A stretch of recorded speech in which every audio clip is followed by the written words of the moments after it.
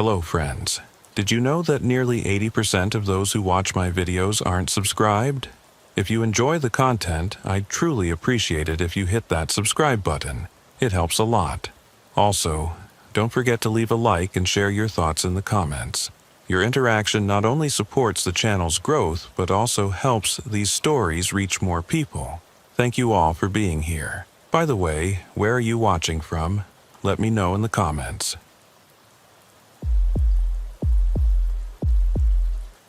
The fluorescent lights in the Gainesville Police Department Dispatch Center hummed their familiar tune as Janet Cole settled into her midnight shift.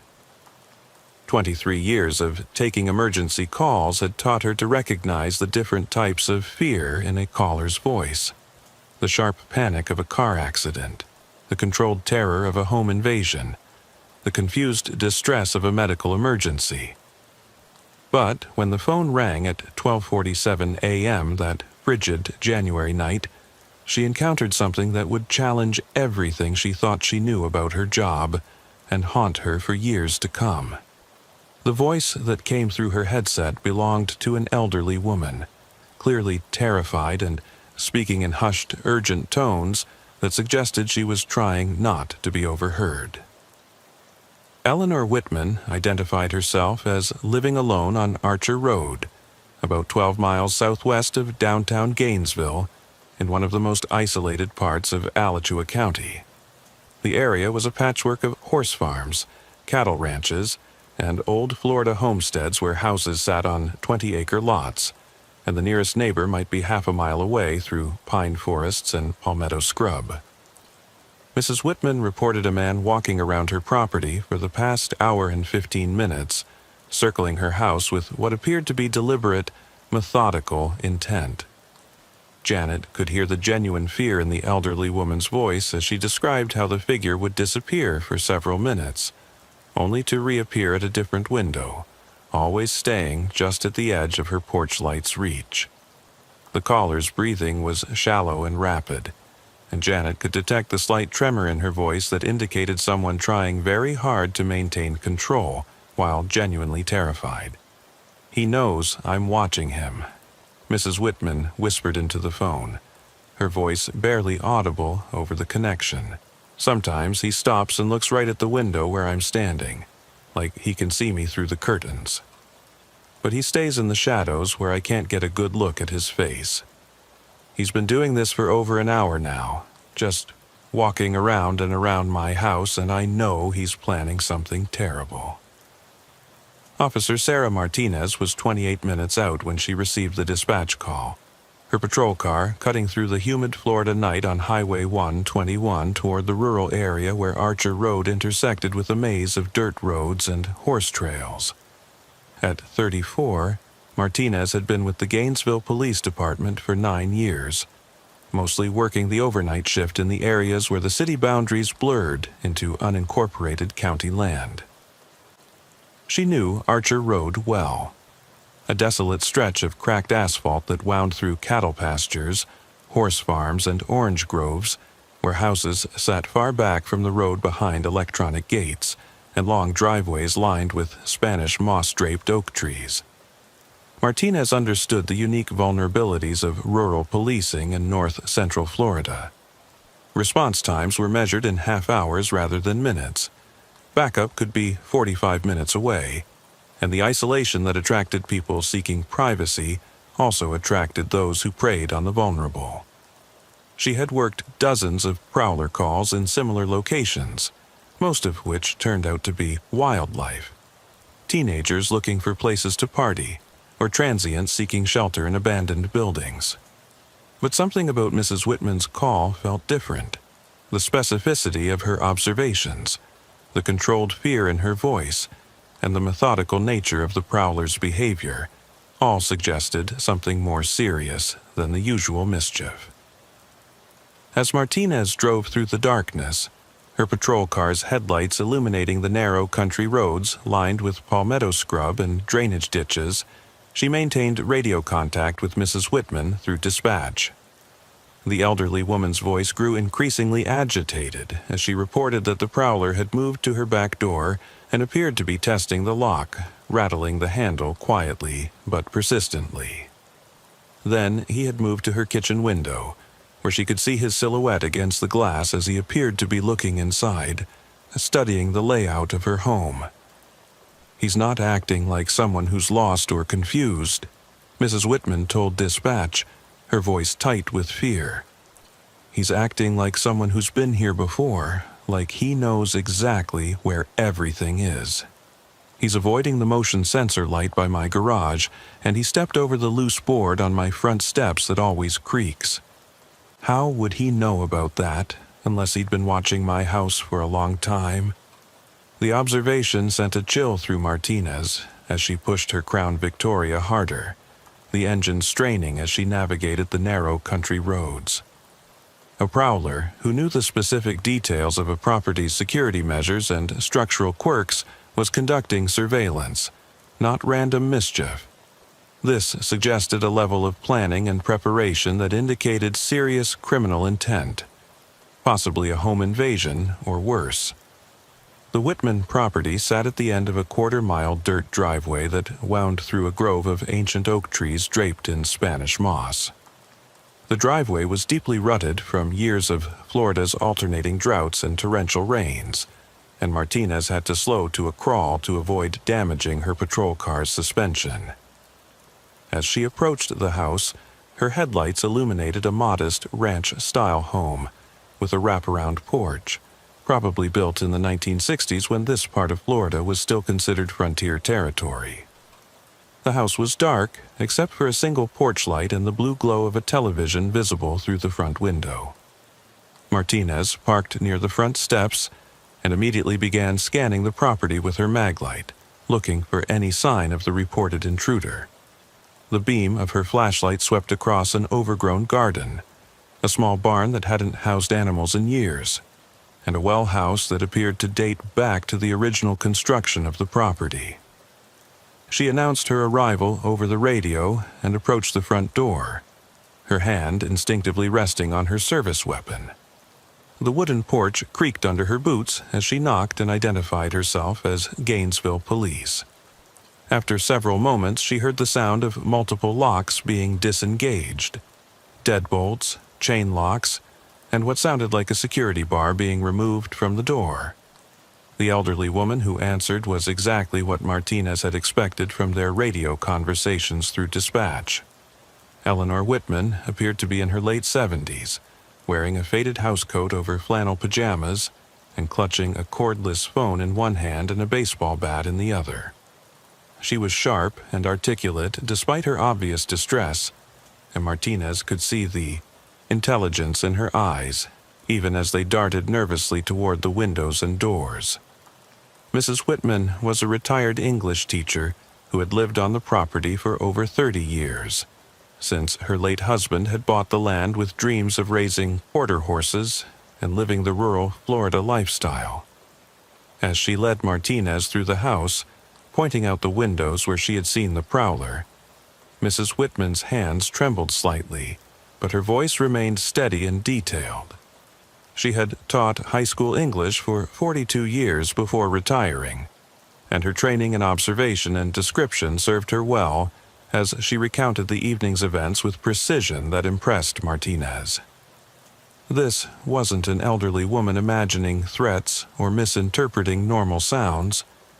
This was someone who had observed genuine suspicious activity and was reporting it accurately. The house itself told the story of a woman living alone on a teacher's pension, but maintaining her independence and dignity. The furniture was well maintained but dated. Family photographs covered every available surface, and the smell of arthritis cream and old books permeated the air.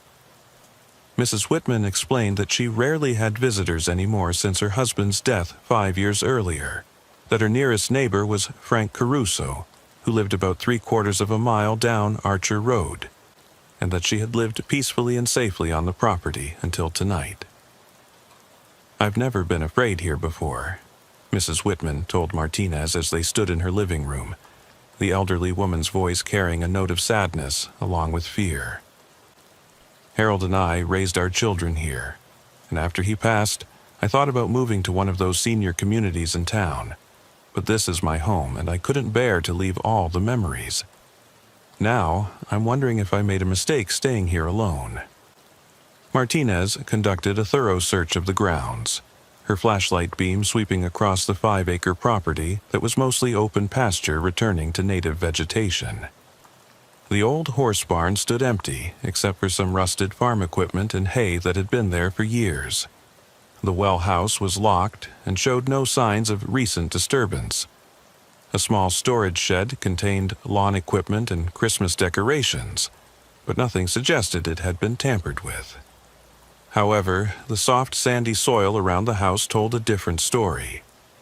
Martinez found several sets of footprints that appeared fresh, including some that were clearly Mrs. Whitman's house slippers from when she had checked her mailbox earlier that day, but others belonged to work boots, size 10 or 11, with a distinctive tread pattern that showed deliberate movement around the perimeter of the house. The boot prints formed an almost perfect circle around the property, stopping at each window and door as if someone had been conducting a systematic reconnaissance of the house's vulnerabilities. What disturbed Martinez most was how the prints seemed to indicate that whoever had made them had spent considerable time studying the house, learning Mrs. Whitman's routines, and identifying potential entry points. The prints showed that the person had tested several windows, had examined the back door lock closely enough to leave scuff marks on the metal, and had even climbed onto the front porch to look through the living room window. Martinez photographed the prints with her digital camera and noted their locations in her report, creating a detailed map of the prowler's movements around the property. She also collected plaster casts of the clearest boot prints, following procedures she had learned for preserving evidence in stalking and home invasion cases. The methodical nature of the surveillance suggested this wasn't random criminal behavior, but rather the work of someone who was planning a specific crime against Mrs. Whitman. After completing her initial investigation of the grounds, Martinez sat with Mrs. Whitman in her living room, drinking coffee from china cups that probably dated back to the 1970s, and taking a detailed statement about the evening's events. The elderly woman recounted how she had first noticed movement outside around 11:15 p.m. while watching the late local news on WCJB. Initially, she had dismissed it as deer or wild hogs, both common in the rural area around Archer Road. But when she saw a clearly human figure pass by her kitchen window, moving with purpose rather than the random wandering of wildlife, she knew someone was on her property with no legitimate reason to be there. Mrs. Whitman had turned off all the lights in her house and had watched through her curtains as the figure methodically circled her home, sometimes stopping to peer through windows when he thought the rooms were empty. He moved like someone who knew exactly what he was doing, Mrs. Whitman told Martinez, her voice steady despite the fear that was evident in her eyes. He wasn't stumbling around or acting confused like someone who might be lost or intoxicated. He was studying my house, learning about it, and that terrified me more than if he had just tried to break in right away. It felt like he was planning something, taking his time to make sure he could do whatever he wanted without being stopped. Martinez found Mrs. Whitman's account both credible and deeply concerning. Home invasions targeting elderly rural residents had been increasing across north-central Florida over the past 2 years, often perpetrated by individuals who spent days or weeks conducting surveillance on their victims before striking. The isolated location, the elderly occupant living alone, and the methodical nature of the prowler's behavior all fit the pattern that Gainesville police had identified in a series of similar crimes across Alachua County. She advised Mrs. Whitman to keep all doors and windows locked, to call 911 immediately if she saw anyone on her property again, and to consider installing additional security measures such as motion-activated lights and security cameras. Martinez also promised to increase patrols in the area and to check on Mrs. Whitman personally over the next few days. Before leaving, she walked the perimeter of the property one more time with her flashlight.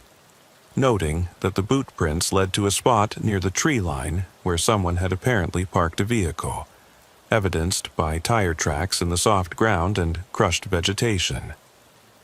The tire tracks were from a pickup truck or SUV, based on the width and tread pattern, and they showed that the vehicle had been positioned where it couldn't be seen from the house or the road, but provided a clear view of Mrs. Whitman's property.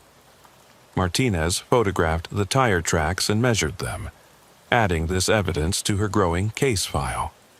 The location of the vehicle suggested that whoever had been watching Mrs. Whitman was experienced at surveillance and understood how to observe without being detected.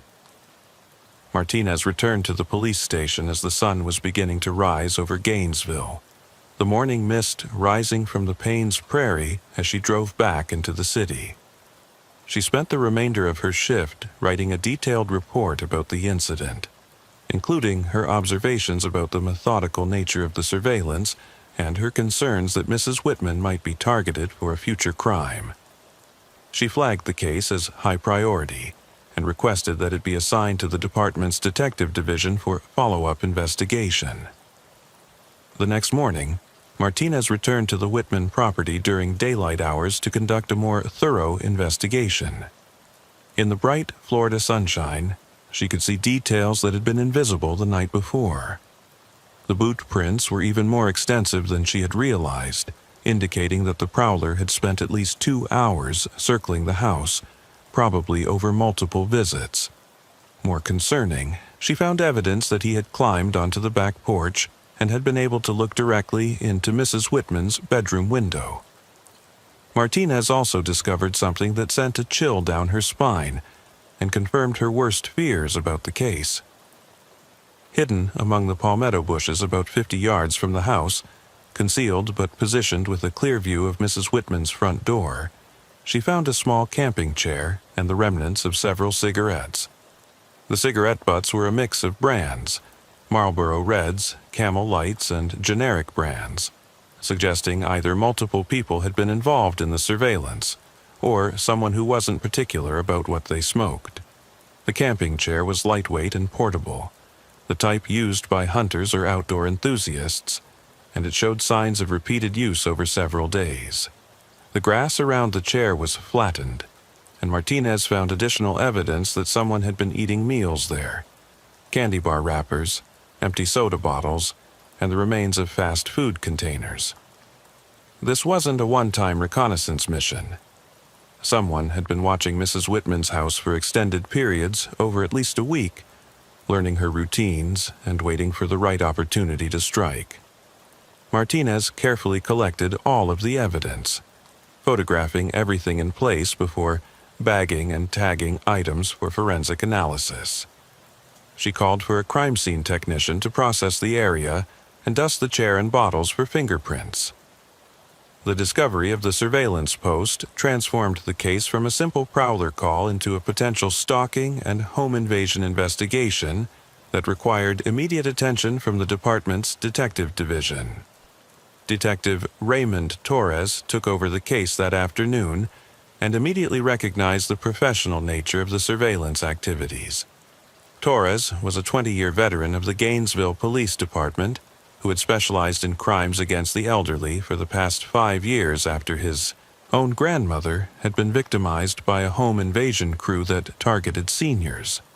He understood the psychology of predators who chose elderly victims and the sophisticated methods some of them employed to avoid detection. The prowler wasn't acting randomly or impulsively, Torres realized as he reviewed Martinez's report and evidence. He was conducting what amounted to military-style reconnaissance, gathering intelligence about his target's habits, security measures, and the likelihood of interruption. Torres had seen similar patterns in cases involving experienced criminals, often those with military or law enforcement backgrounds who understood how to observe without being detected, and how to plan crimes that minimized risk while maximizing success. Torres decided to expand his investigation beyond just the Whitman property, recognizing that predators who conducted this level of surveillance typically had multiple targets and operated across wider geographic areas. He contacted other law enforcement agencies in North Central Florida to determine if similar incidents had been reported in their jurisdictions. What he discovered added a new level of urgency to the case and confirmed his suspicions about the professional nature of the threat. The investigation took on new urgency when Torres discovered that similar home invasion patterns had been reported in 4 other counties across North Central and Central Florida over the past 8 months. In each case, elderly residents living alone had reported prowlers and surveillance activities in the weeks before their homes were burglarized. 3 of the victims had been physically assaulted during the crimes, and 2 elderly women had been hospitalized with injuries sustained during robberies, making this potentially a pattern that could escalate to homicide. Torres coordinated with detectives from Marion, Levy, Bradford, and Clay counties to share information and identify common elements in the cases. The geographic pattern suggested someone who was familiar with rural North Central Florida and who had the mobility and resources to operate across multiple jurisdictions without detection. The timing of the crimes indicated careful planning and patience, with the perpetrator conducting surveillance for weeks before striking during periods when victims were most vulnerable and when police response times would be longest. The breakthrough in the case came when Torres received a call from Detective Lisa Morrison of the Marion County Sheriff's Office. Morrison had been working a series of similar home invasions around Ocala and had developed a person of interest who matched the profile Torres was building. The suspect was Marcus Vance, a 36-year-old former Army Ranger with a dishonorable discharge and an extensive criminal history, including burglary, assault, and stalking. Vance had been dishonorably discharged from the military after being caught selling weapons and equipment to civilians, and his psychological evaluation had noted antisocial tendencies and a lack of empathy for others. After his discharge, he had drifted through several states, supporting himself through various crimes that demonstrated increasingly sophisticated planning and execution. His military training had given him skills in surveillance, reconnaissance, and tactical planning that made him far more dangerous than the typical burglar or home invader. Detective Morrison shared Vance's file with Torres, including photographs, fingerprints, and details about his known associates and criminal methods. Vance typically targeted elderly residents in rural areas, conducting weeks of surveillance before striking. He favored homes that were isolated and occupied by single elderly women, whom he perceived as the most vulnerable targets. His previous crimes had shown an escalating pattern of violence, starting with simple burglary, but progressing to assault and intimidation as he grew more confident in his abilities to avoid detection. The most disturbing aspect of Vance's criminal history was his psychological profile, which indicated that he derived satisfaction not just from the financial gain of his crimes, but from the fear and suffering he inflicted on his victims. Several survivors of his previous attacks had reported that he seemed to enjoy terrorizing them, often spending unnecessary time in their homes after completing his theft, apparently savoring their helplessness and fear. With a specific suspect identified, Torres was able to coordinate a multi-agency task force to locate and apprehend Vance before he could strike at Mrs. Whitman's property or target additional elderly victims. The task force included detectives from 5 counties, tactical officers prepared for a high-risk arrest, and federal agents from the FBI's Violent Crimes Task Force who had been tracking similar patterns of crimes against the elderly across the Southeast. The investigation revealed that Vance had been operating in North Central Florida for at least 6 months, renting a small apartment in Chiefland under a false name, and using stolen vehicles for his surveillance and crimes. He had targeted at least 12 elderly residents across the region, conducting surveillance on all of them, but only striking at 7 properties where he determined the risks were minimal, and the potential rewards were greatest. Meanwhile, Officer Martinez continued her patrols of the Archer Road area, maintaining regular contact with Mrs. Whitman and other vulnerable residents in the rural community. She had developed a personal connection to the case, recognizing that Mrs. Whitman reminded her of her own grandmother who had lived alone in rural Texas until her death. The thought of someone preying on elderly people who had worked hard their entire lives and deserved to feel safe in their homes motivated Martinez to go beyond her normal duties, checking on isolated residents and building relationships that would help her identify potential threats. Martinez also began working with the department's crime prevention unit to organize community meetings for elderly residents in rural areas, teaching them how to recognize surveillance activities and providing practical advice for improving their personal security. The meetings were held at churches, community centers, and senior centers throughout Alachua County, and they attracted dozens of elderly residents who had been feeling increasingly vulnerable as news of the home invasions spread through the community. During one of these meetings, Martinez met Frank Caruso, Mrs. Whitman's nearest neighbor, who provided crucial information that helped advance the investigation. Caruso was a 78-year-old retired mechanic who lived alone in a mobile home, surrounded by old cars and farm equipment. He was initially reluctant to talk about what he had observed, worried that he might be making something out of nothing, but eventually admitted that he too had noticed unusual activity in the area over the past 2 weeks. Caruso had seen an unfamiliar pickup truck driving slowly along Archer Road at odd hours, always during the late evening or early morning when most residents would be asleep. The truck appeared to be conducting surveillance, stopping at various points along the road where the driver could observe houses without being easily seen. On 3 occasions, Caruso had observed someone walking through the orange grove that bordered both his and Mrs. Whitman's properties, moving with purpose rather than the aimless wandering of someone who might be lost. Caruso's description of the pickup truck was helpful and matched intelligence that Torres had received from other counties. It was a dark-colored Ford F-150, probably 10 to 15 years old, with damage to the front bumper and a distinctively loud exhaust system that made it audible from a considerable distance. The driver appeared to be a younger man, probably in his 30s or 40s, but Caruso had never gotten close enough to provide a detailed physical description.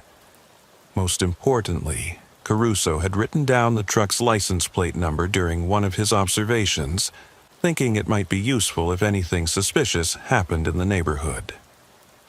The plate number that Caruso provided matched the vehicle that Detective Morrison had connected to Marcus Vance in Marion County, confirming that the same individual was responsible for the surveillance activities at Mrs. Whitman's property and the previous crimes across the region.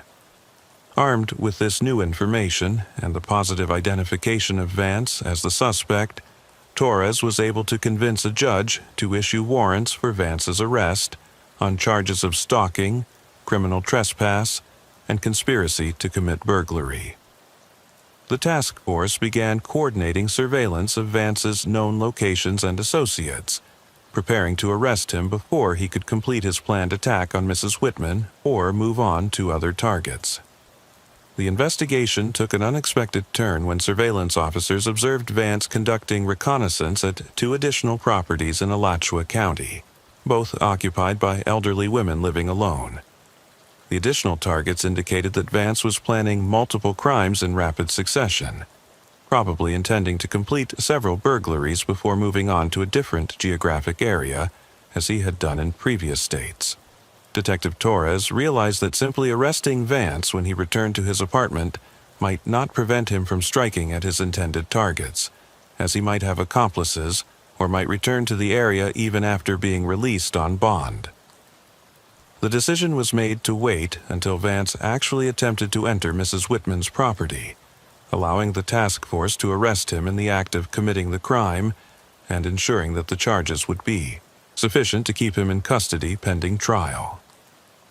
On January 28th, 13 days after Mrs. Whitman's initial 911 call, surveillance teams reported that Vance had driven past her property twice during the late afternoon, apparently conducting final reconnaissance before making his move.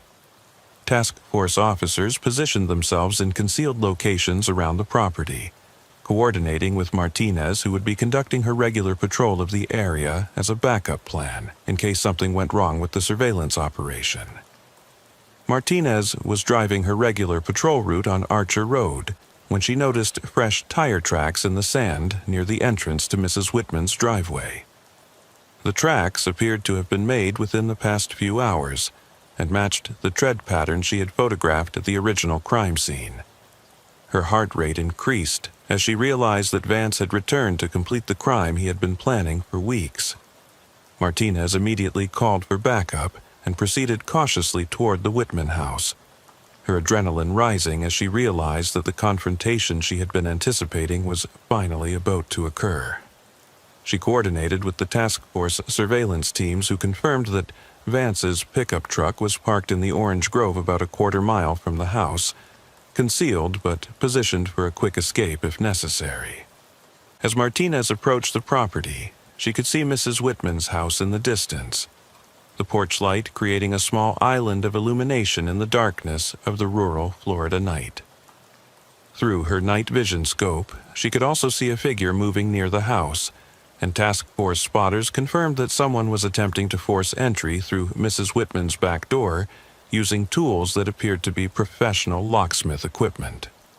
Martinez parked her patrol car out of sight and coordinated with the task force leaders about the best approach for apprehending Vance without putting Mrs. Whitman at risk. They could see through thermal imaging that the elderly woman was awake and moving around inside her house, probably having heard the sounds of someone attempting to break in. The situation was extremely dangerous because Vance was known to become violent when cornered, and Mrs. Whitman was vulnerable if he managed to gain entry to her home.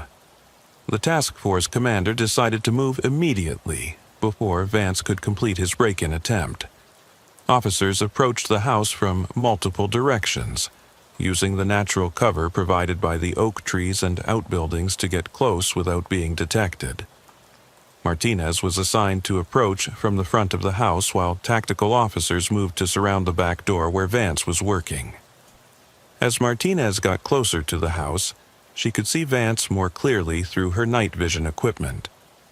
He was a large man, probably 6 feet tall, and weighing at least 200 pounds, wearing dark clothing and a baseball cap pulled low over his face. He was working at Mrs. Whitman's back door with what appeared to be professional lock-picking tools and a small pry bar, demonstrating skills that clearly came from military training and criminal experience. The operation proceeded according to plan until Vance apparently detected the presence of the officers surrounding him. Whether he heard something or simply developed an intuitive sense that he was being watched, he suddenly stopped his attempts to open the door and began looking around with the alert posture of someone who sensed danger. Martinez could see him through her scope as he crouched low and began moving toward the tree line where his truck was parked. The task force commander gave the order to move in before Vance could escape, and officers emerged from their concealed positions with weapons drawn and flashlights illuminated, shouting commands for him to drop his tools and get on the ground. Vance's reaction was immediate and violent. He threw his pry bar at the nearest officer and began running toward the orange grove where his truck was parked, demonstrating the speed and agility that came from his military training. The pursuit that followed tested every aspect of the officer's training and coordination.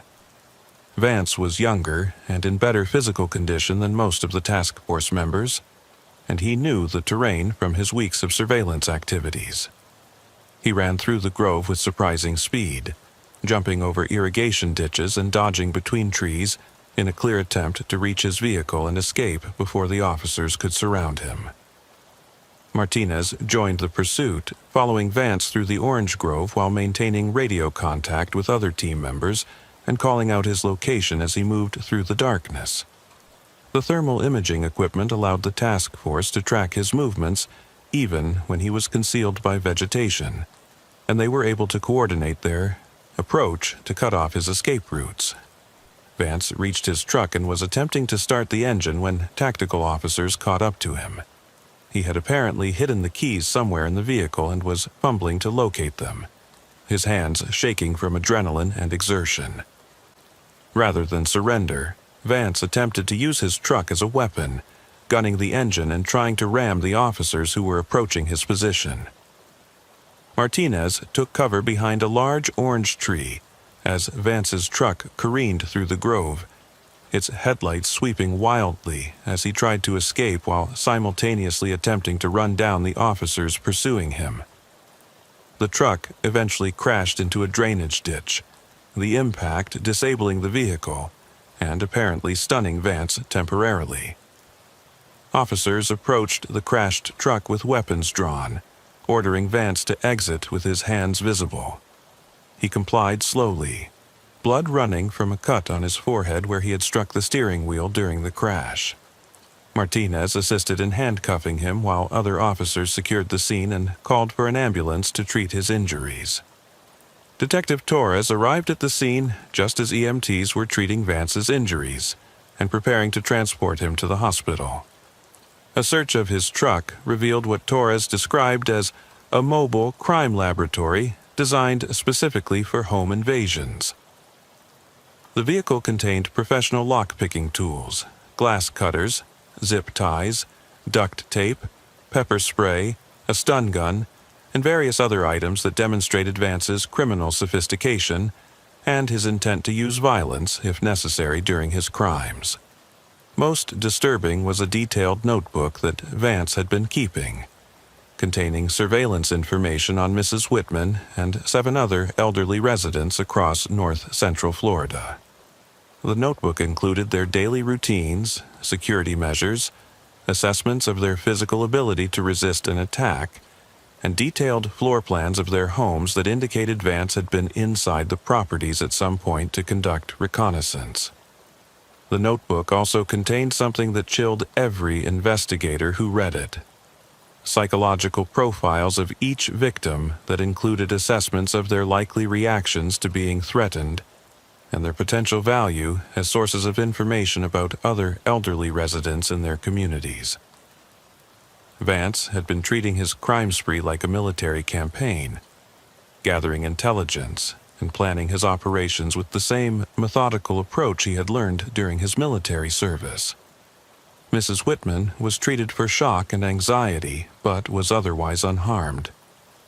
When Martinez interviewed her the next day, the elderly woman revealed additional information that added another disturbing dimension to the case.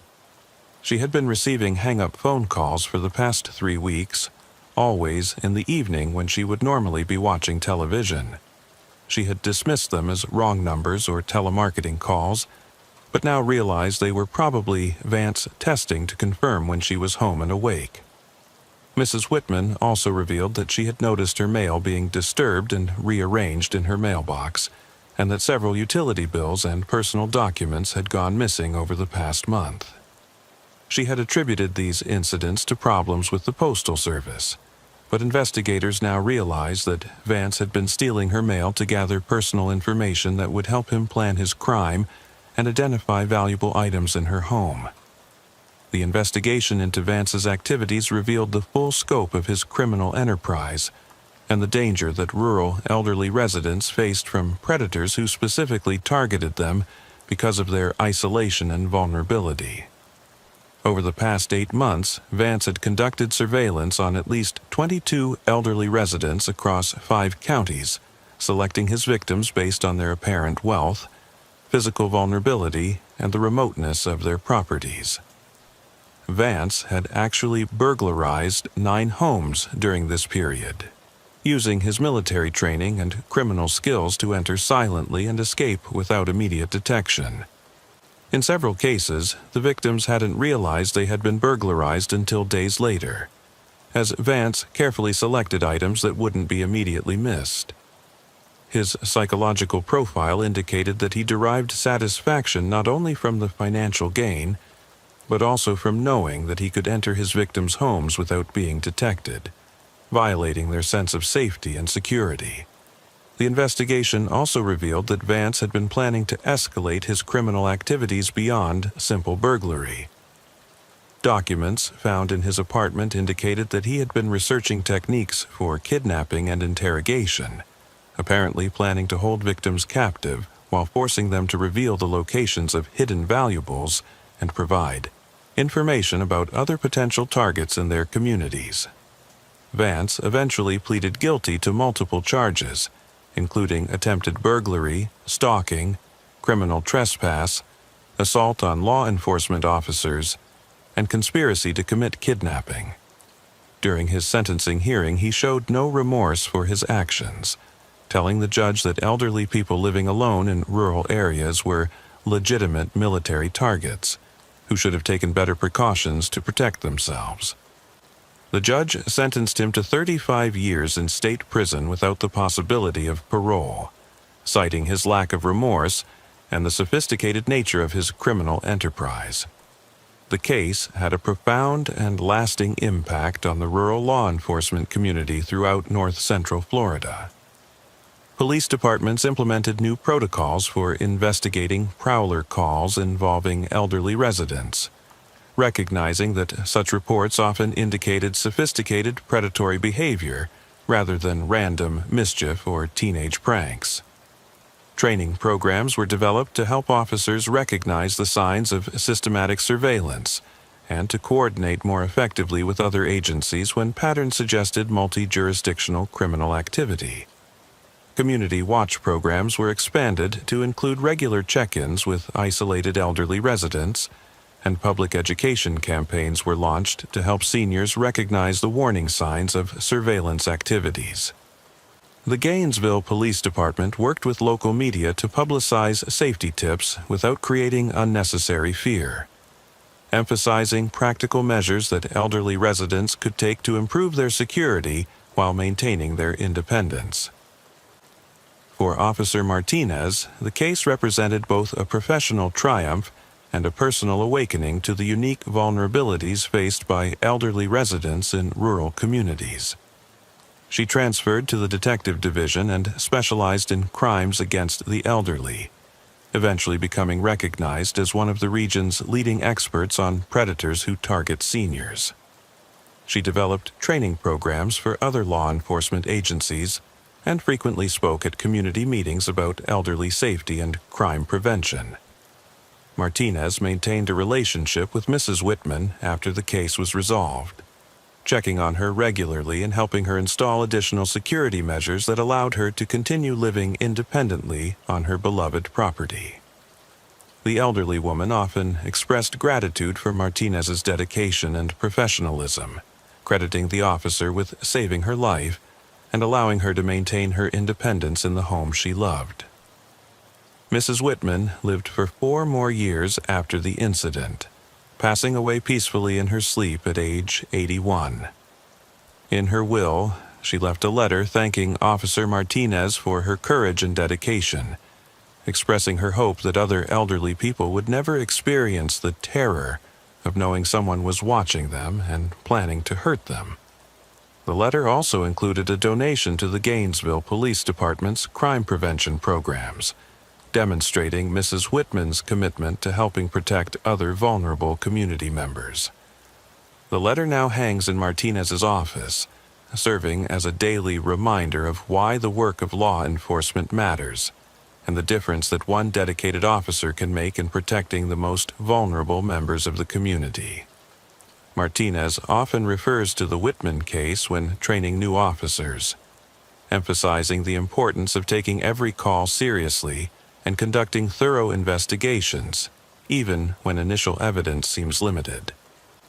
The Vance case became a training scenario used by police academies throughout Florida and the Southeast, demonstrating how routine prowler calls can reveal sophisticated criminal enterprises and highlighting the importance of interagency cooperation in addressing crimes that cross jurisdictional boundaries. The case also became a model for understanding how military training and skills can be corrupted and used for criminal purposes, leading to new screening procedures for security companies and private investigation firms that employ former military personnel. Detective Torres continued working crimes against the elderly until his retirement 5 years later, using the experience gained from the Vance case to develop new investigative techniques and prevention strategies. He frequently collaborated with federal agencies to track criminal patterns that crossed state lines, and he became a nationally recognized expert on predators who target elderly victims. The multi-agency task force that apprehended Vance became a permanent unit that continues to operate across north-central Florida, coordinating investigations of crimes against vulnerable populations and sharing intelligence about criminal patterns and suspects. The task force has successfully prevented dozens of similar crimes and has apprehended several other predators who specifically targeted elderly residents in rural communities.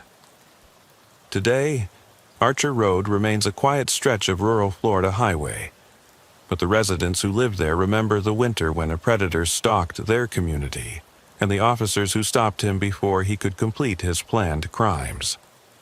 Mrs. Whitman's house now belongs to her great-niece, who has installed modern security systems but kept the oak trees and wraparound porch that made it a home for over 3 decades. The case file for the Whitman investigation remains one of the most studied in Gainesville Police Department history, not just for its successful resolution, but for what it revealed about the methodical nature of predators who target the elderly and the critical importance of taking every call seriously, no matter how routine it might initially appear. The investigation demonstrated how a single 911 call from a frightened elderly woman could uncover a criminal enterprise that had victimized dozens of people across multiple states. In her final report on the case, Officer Martinez wrote that the investigation had taught her that police work isn't just about responding to crimes after they occur, but about protecting people before they become victims. Sometimes, she noted, the most important thing a police officer can do is simply show up when someone calls for help, because you never know when that call might be the difference between life and death. The investigation also highlighted the importance of community partnerships in preventing crimes against vulnerable populations. The information provided by neighbors like Frank Caruso proved crucial to identifying and apprehending Vance, demonstrating that rural communities must work together with law enforcement to protect their most vulnerable members. For the law enforcement community, the Vance case serves as a powerful reminder that criminals who target the elderly often possess sophisticated skills and planning abilities that make them far more dangerous than typical opportunistic criminals. The case emphasized the need for specialized training in recognizing and investigating crimes against seniors, and it led to the development of new protocols for sharing information between agencies when patterns suggest multi-jurisdictional criminal activity. The psychological evaluation of Vance conducted after his arrest provided valuable insights into the mindset of predators who specifically target elderly victims. Dr. Patricia Williams, the forensic psychologist who evaluated Vance, noted that he exhibited a combination of antisocial personality traits and narcissistic tendencies that made him particularly dangerous to vulnerable populations. Vance viewed elderly people not as human beings deserving of respect and protection, but as targets of opportunity who existed solely for his benefit, Dr. Williams wrote in her evaluation. His military training had given him skills that he perverted for criminal purposes, and his lack of empathy allowed him to plan and execute crimes that would terrorize his victims without experiencing any emotional consequences himself. The evaluation also revealed that Vance had been escalating his criminal behavior over time, moving from simple theft to more complex crimes involving surveillance, stalking, and planned violence. Dr. Williams concluded that if he had not been apprehended when he would likely have progressed to kidnapping, torture, and potentially homicide, as he sought new ways to satisfy his need for control and domination over his victims. The case had lasting effects on the rural communities where Vance had operated, with many elderly residents reporting increased anxiety about living alone and concerns about their personal safety. Community organizations and law enforcement agencies worked together to address these concerns through education programs, security assessments, and support services that helped seniors maintain their independence while improving their safety. The Gainesville Police Department established a specialized unit focused on crimes against vulnerable populations, with officers trained specifically in recognizing the signs of elder abuse, financial exploitation, and predatory behavior. The unit works closely with social services agencies, healthcare providers, and community organizations to identify at-risk individuals and provide them with resources and support. Officer Martinez eventually became the supervisor of this specialized unit, using her experience from the Vance case to develop comprehensive training programs for other law enforcement agencies throughout Florida. She frequently speaks at national conferences about crimes against the elderly and has become a recognized expert in investigating and preventing predatory behavior targeting seniors. The training programs developed by Martinez and her colleagues emphasize the importance of understanding the unique vulnerabilities faced by elderly residents in rural communities, where isolation and limited resources can make them attractive targets for sophisticated criminals. The programs also stress the need for patience and empathy when working with elderly victims who may be reluctant to report crimes due to embarrassment, fear, or concerns about losing their independence. Detective Torres, who led the investigation that ultimately brought Vance to justice, retired from the Gainesville Police Department in 2024 after a distinguished career spanning nearly 3 decades. In his retirement speech, he reflected on the Vance case as one of the most significant investigations of his career, not because of its complexity, but because of what it taught him about the importance of protecting those who cannot protect themselves. Every elderly person who becomes a victim of crime represents a failure of our community to protect someone who has contributed their entire life to making our society better, Torres said. Mrs. Whitman was a teacher who educated thousands of young people over her career. She deserved to feel safe in her own home, and it was our privilege and responsibility to ensure that she could live out her final years with dignity and security. The investigation also led to changes in how telecommunications companies and financial institutions handle suspected elder abuse cases. New protocols were established for recognizing patterns of suspicious activity that might indicate elderly customers are being targeted by predators, and training programs were developed to help employees identify and report potential crimes. The case attracted national attention from advocacy groups focused on protecting elderly Americans, and it was featured in several documentary programs and academic studies examining crimes against vulnerable populations. The methodical nature of Vance's criminal enterprise and the sophisticated surveillance techniques he employed became a case study used by law enforcement agencies across the country. Perhaps most importantly, the Vance case demonstrated that elderly residents in rural communities don't have to accept victimization as an inevitable consequence of their age or living situation. With proper security measures, community support, and responsive law enforcement, seniors can maintain their independence while significantly reducing their risk of becoming victims of crime. The security improvements installed at Mrs. Whitman's home after the incident became a model for other elderly residents in the area. The system included motion-activated lighting, security cameras with remote monitoring capabilities, and an emergency alert system that could summon help even if phone service was disrupted. These measures, combined with regular check-ins from neighbors and law enforcement, allowed Mrs. Whitman to continue living independently until her death. In the years following Vance's conviction, several other elderly residents in the Archer Road area reported suspicious activity to police, demonstrating that the community had learned to be more vigilant without becoming paranoid. In each case, officers responded quickly and thoroughly, and while most incidents turned out to be false alarms or minor issues, the rapid response sent a clear message that crimes against elderly residents would not be tolerated. The Vance case also influenced policy discussions at the state and federal level about protecting vulnerable populations from predatory crime. Legislation was proposed to increase penalties for crimes specifically targeting elderly victims and to provide additional funding for law enforcement training and community protection programs.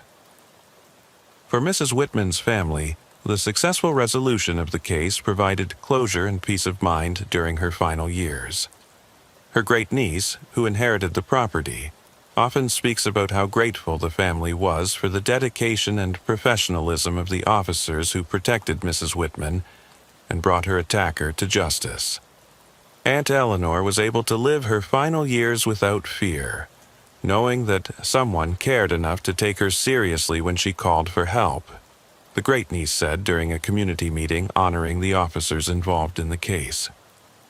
She often said that Officer Martinez and Detective Torres gave her back her sense of safety and allowed her to stay in the home she loved until the end of her life. The legacy of the Vance investigation continues to influence law enforcement practices throughout Florida and beyond. The case serves as a reminder that behind every 911 call is a human being who deserves protection and respect, regardless of their age or circumstances. It demonstrates that thorough investigation and interagency cooperation can prevent serious crimes and bring dangerous predators to justice before they can claim additional victims. Today, when new officers join the Gainesville Police Department, they study the Vance case as part of their training in community policing and crimes against vulnerable populations. They learn about the importance of taking every call seriously, conducting thorough investigations, and building partnerships with community members who can provide crucial information about suspicious activity. The case also serves as an example of how rural law enforcement agencies can work together effectively to address crimes that cross jurisdictional boundaries. The multi-agency task force that apprehended Vance became a model for similar cooperative efforts throughout the region, demonstrating that small departments can pool their resources and expertise to tackle sophisticated criminal enterprises. As Officer Martinez often tells new recruits during training sessions, the Vance case taught us that there's no such thing as a routine call when someone's safety is at stake. Mrs. Whitman's courage in calling 911 and her detailed observations of the suspicious activity gave us the information we needed to stop a dangerous predator.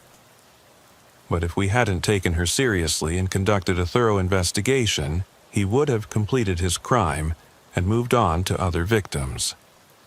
The case continues to resonate with law enforcement professionals who understand that protecting vulnerable community members is one of the most important responsibilities of police work. It serves as a powerful reminder that sometimes the most significant victories in law enforcement come not from solving crimes after they occur, but from preventing them before they can cause irreparable harm to innocent people. In rural communities throughout Florida, elderly residents continue to live independently and safely, protected by the vigilance of their neighbors and the dedication of law enforcement officers who understand that every person deserves to feel secure in their own home. The Vance case stands as a testament to what can be accomplished when communities and police work together to protect those who need protection most, ensuring that age and isolation do not make anyone an easy target for those who would do them harm.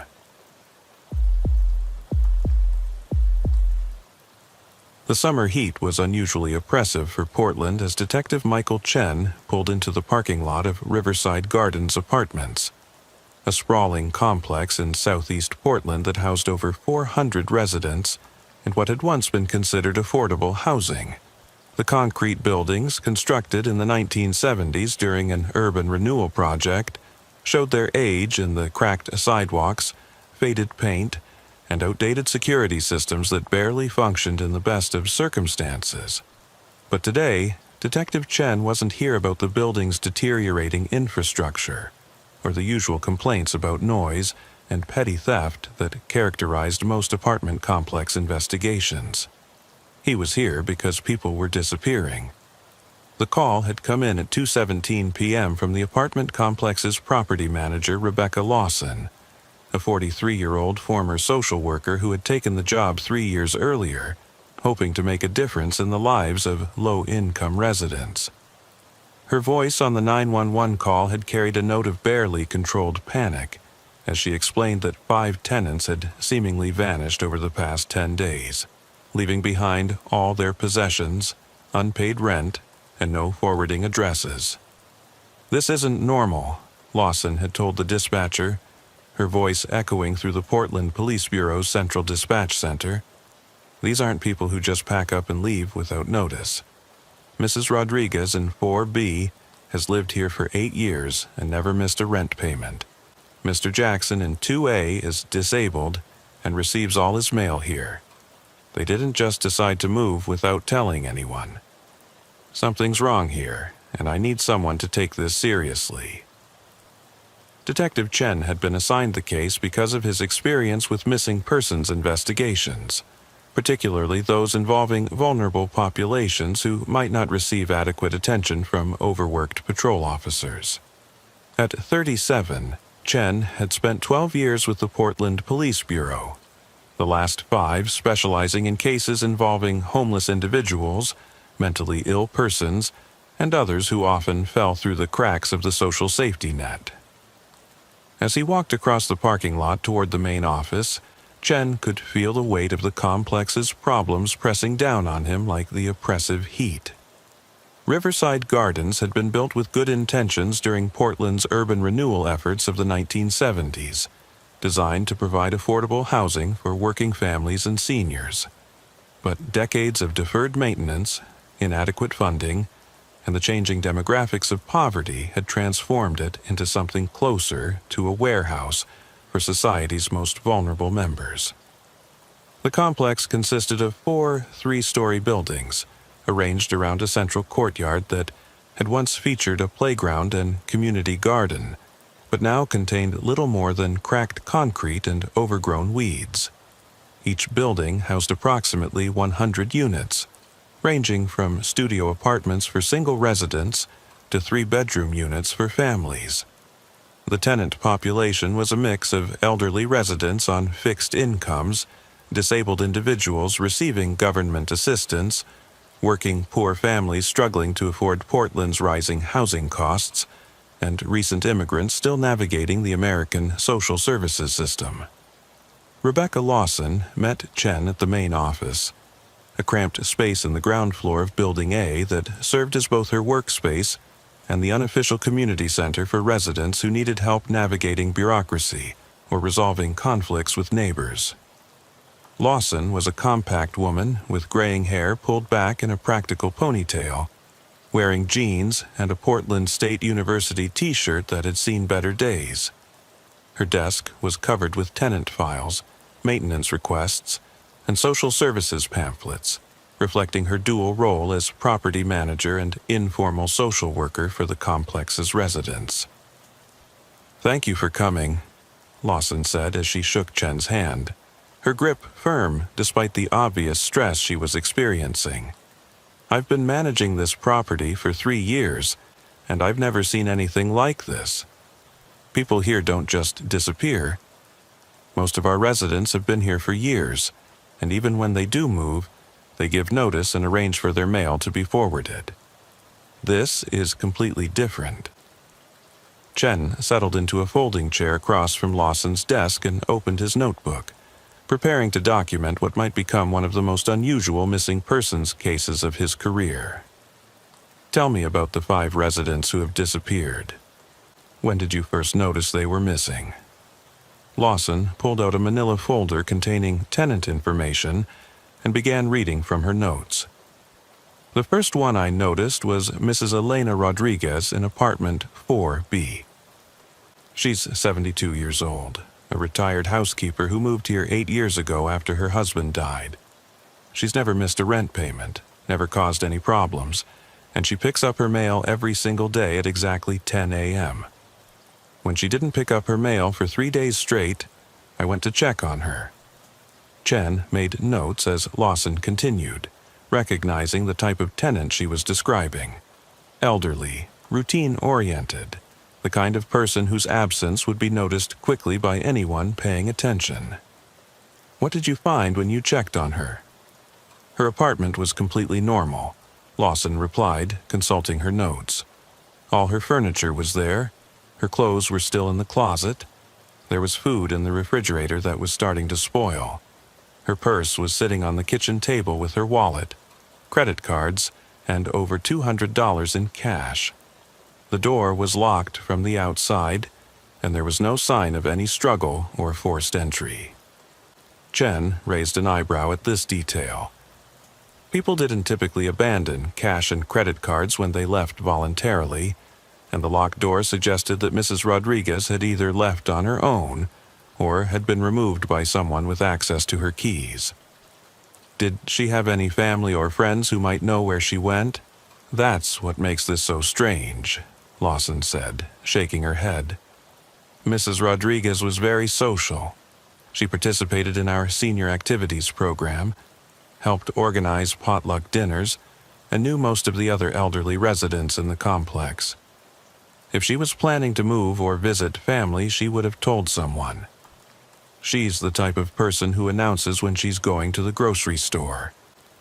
Chen asked for a list of Mrs. Rodriguez's friends and acquaintances in the complex, thinking that someone might have information about her plans or state of mind before she disappeared. As Lawson compiled the list, she continued describing the other missing residents. The second person I noticed was gone was Marcus Jackson in apartment 2A. He's 46 years old, disabled veteran who receives disability payments, and has all his mail delivered here because he doesn't have family or close friends. He's been here for 5 years and follows a very regular routine. Grocery shopping on Tuesdays, doctor's appointments on Thursdays, and he always pays his rent in person on the first of every month with a money order from the check-cashing place down the street. Chen continued taking notes, recognizing another pattern of routine and predictability that would make a disappearance immediately noticeable. When did you realize he was missing? When he didn't come to pay his rent on June 1st, Lawson replied. I waited 2 days because sometimes people have emergencies or transportation problems, but when I went to his apartment, I found the same thing. Everything was there, no signs of struggle, door locked from the outside. His disability check was still in his mailbox, which he never would have left there. He always cashes it immediately because he needs the money for food and medications. The pattern was beginning to concern Chen. 2 vulnerable residents, both with predictable routines, both leaving behind valuable items and important mail. It suggested either a remarkable coincidence or something more sinister. Tell me about the other 3. Lawson flipped through her notes, her expression growing more troubled as she recounted each case. The third was Jennifer Walsh, 28 years old, single mother with a 6-year-old daughter named Emma.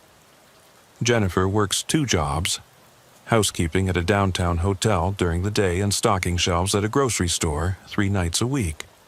She's been here for 2 years and is one of our most responsible tenants.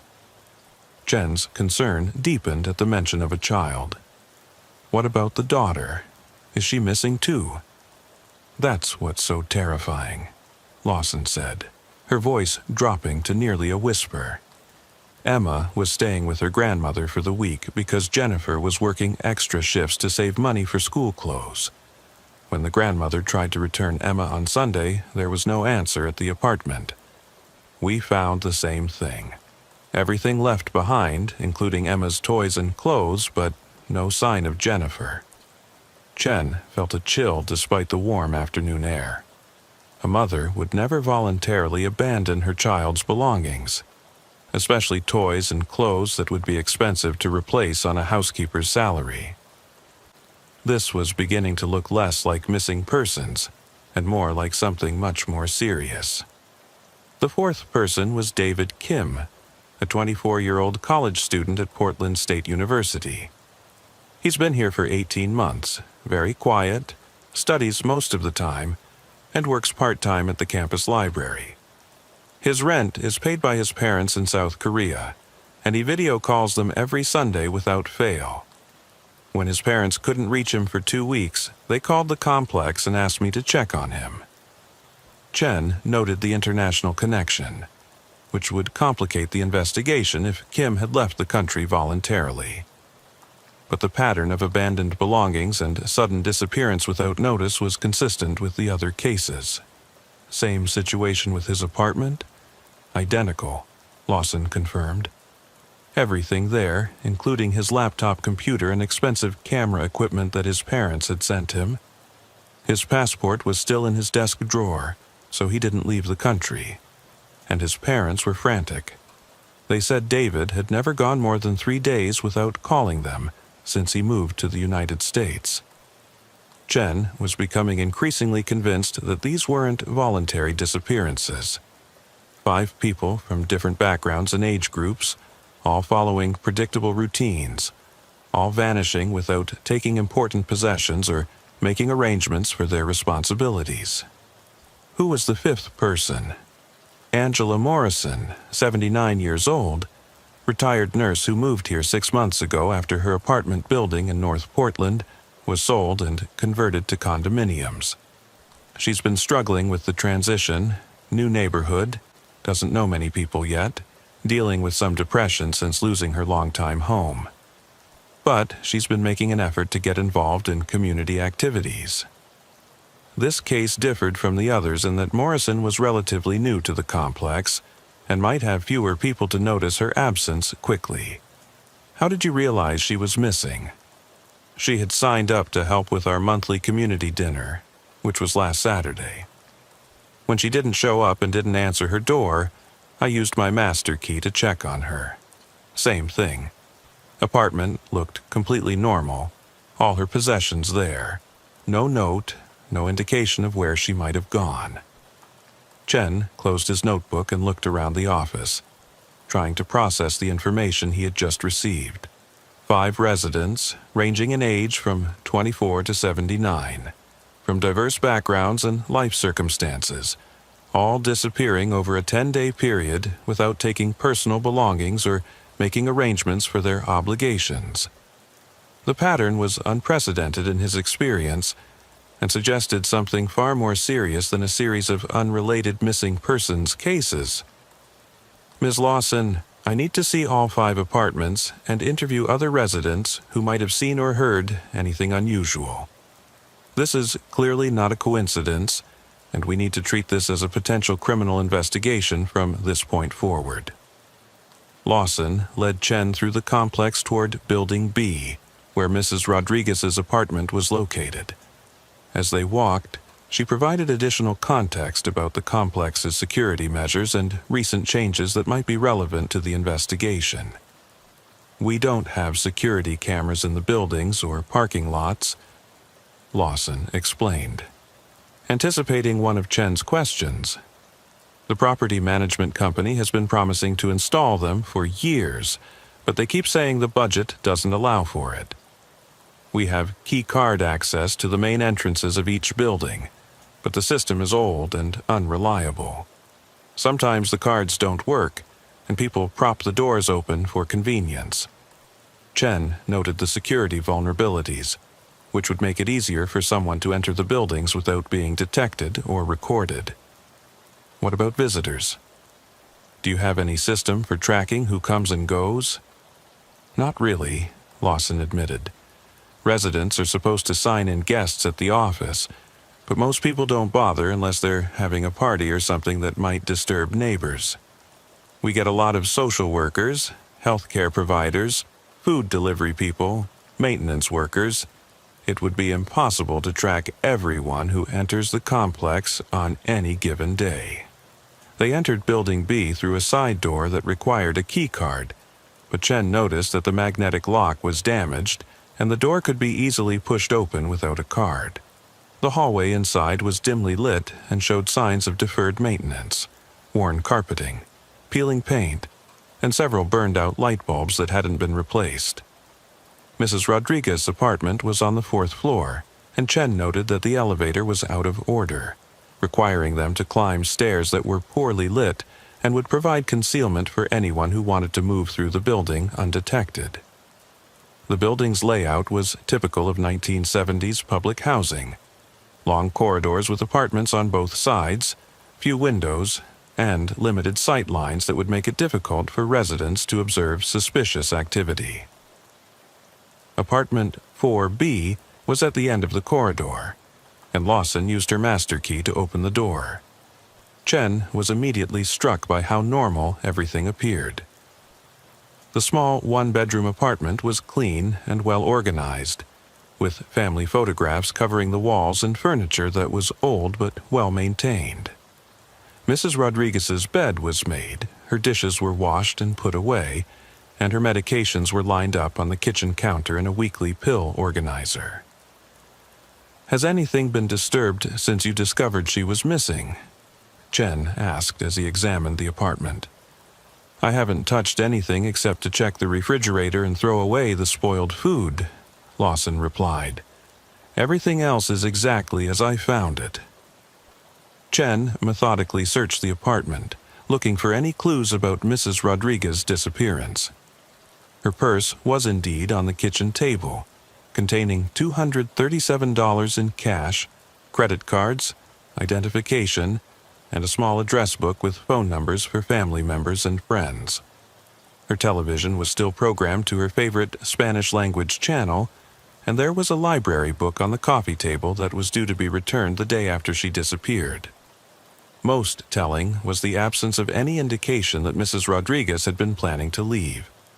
Her suitcases were in the bedroom closet, her passport was in a jewelry box on her dresser, and her monthly bus pass was still in her purse. On her refrigerator was a handwritten calendar showing appointments for the week she disappeared: a doctor's visit, a hair appointment, and a note reminding herself to call her daughter in California. Chen photographed everything with his digital camera and made detailed notes about the apartment's condition. He then asked Lawson to show him the other apartments, hoping to identify any patterns or clues that might explain what had happened to the missing residents. Marcus Jackson's apartment in Building A was similarly undisturbed. The one-bedroom unit was spartanly furnished but organized, reflecting the disciplined habits of someone with military experience. Chen found Jackson's medications on the bathroom counter, including prescriptions for PTSD and chronic pain that would be dangerous to stop taking abruptly. His disability benefit check was still in his mailbox, and his wallet was on the dresser with $89 in cash and his veteran's ID card. Jennifer Walsh's apartment in Building C told a more complex story. The two-bedroom unit showed the organized chaos of a working single mother. Children's toys in the living room, work uniforms hanging in the bedroom, school papers and art projects covering the refrigerator. Emma's bedroom contained enough clothes and toys to make it clear that Jennifer would never have left voluntarily without her daughter. Chen was particularly struck by the evidence of Jennifer's efforts to build a better life for her family. Community college textbooks were stacked on the kitchen table, and a laptop computer was open to an online course in hotel management. On her nightstand was a notebook containing her work schedules and childcare arrangements, meticulously planned weeks in advance. This was not someone who would disappear impulsively. David Kim's studio apartment in Building D reflected the life of a serious student. The space was cramped but efficiently organized, with textbooks and research materials covering every available surface. His computer was still logged into his student email account, and Chen could see unread messages from professors and classmates asking about missed classes and assignment deadlines. Kim's parents had been calling repeatedly, and his phone showed dozens of missed calls and increasingly frantic text messages. Angela Morrison's apartment presented a slightly different picture. The one-bedroom unit was partially unpacked, with boxes of personal belongings still stacked in the corners 6 months after her move. But Chen could see evidence of her efforts to establish a new life. A small garden started on the balcony, community center flyers on the refrigerator, and photographs from the previous apartment carefully arranged on the dresser. After examining all 5 apartments, Chen sat down with Lawson in the complex's community room to interview other residents and staff members who might have relevant information. The community room was a large space that served multiple functions: exercise area, meeting room, children's play area, and informal social center where residents gathered to watch television or play cards. Chen's first interview was with Maria Santos, a 64-year-old resident who had been Mrs. Rodriguez's closest friend in the complex. Santos spoke with a heavy accent but was articulate and observant, providing details about Mrs. Rodriguez's routine and social interactions that helped Chen understand the missing woman's life and mindset. "Elena was very happy here," Santos told Chen in English, mixed with occasional Spanish phrases. "She had her routine, her friends, her church on Sundays. She was not depressed, not worried about anything. She was planning to visit her daughter in California next month and had already bought the plane ticket." Chen asked about any unusual people or activities that Santos might have observed around the time of Mrs. Rodriguez's disappearance. Santos thought carefully before responding, clearly wanting to be helpful while not wanting to make unfounded accusations. "There was a man I didn't recognize who was in the building several times in the past few weeks," Santos said. "He said he was from social services, checking on elderly residents, but he asked strange questions about who lived alone, who had family nearby, who might not be missed immediately if something happened to them."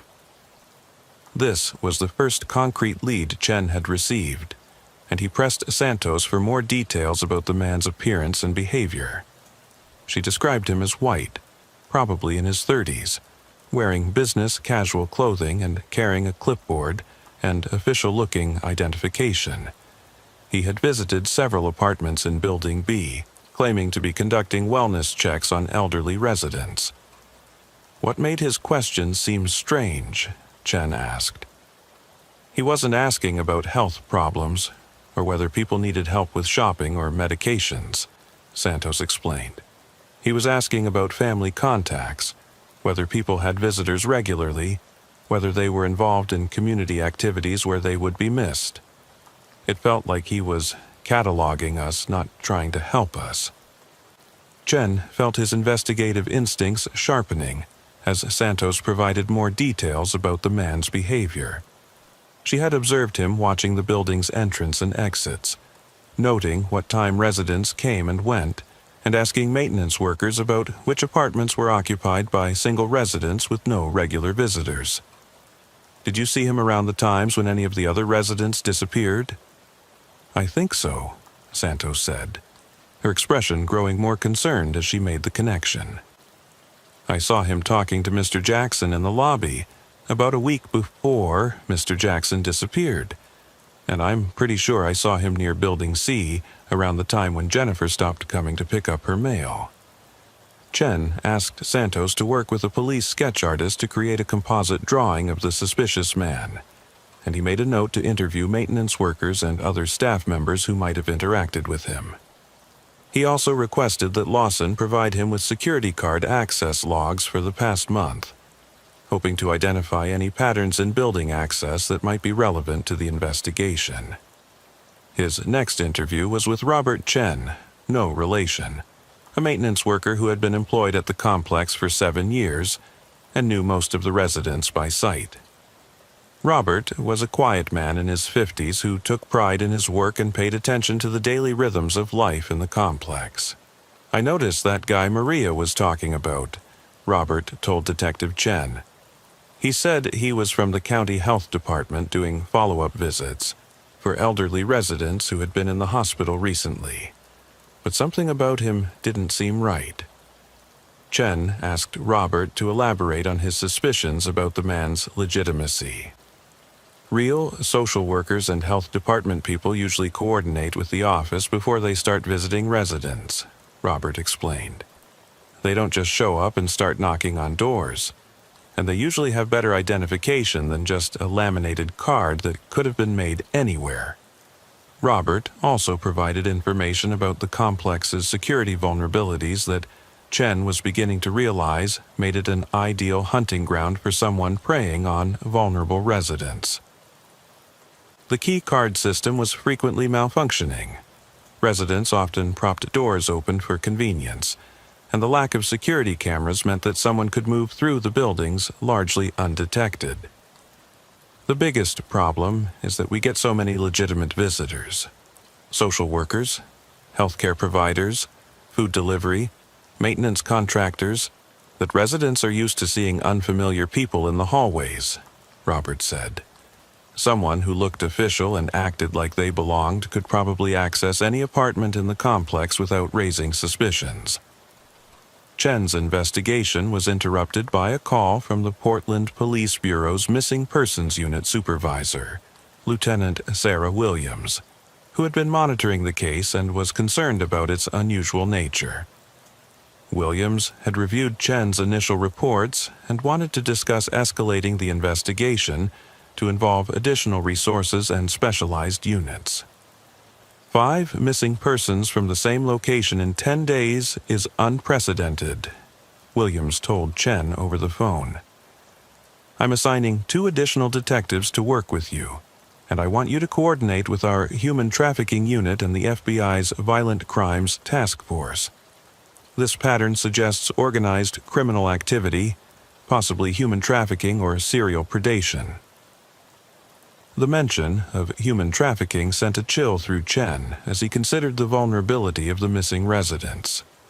Elderly people, disabled individuals, single mothers, and international students were all populations that human traffickers specifically targeted because they were less likely to be immediately missed and had fewer resources to resist or escape.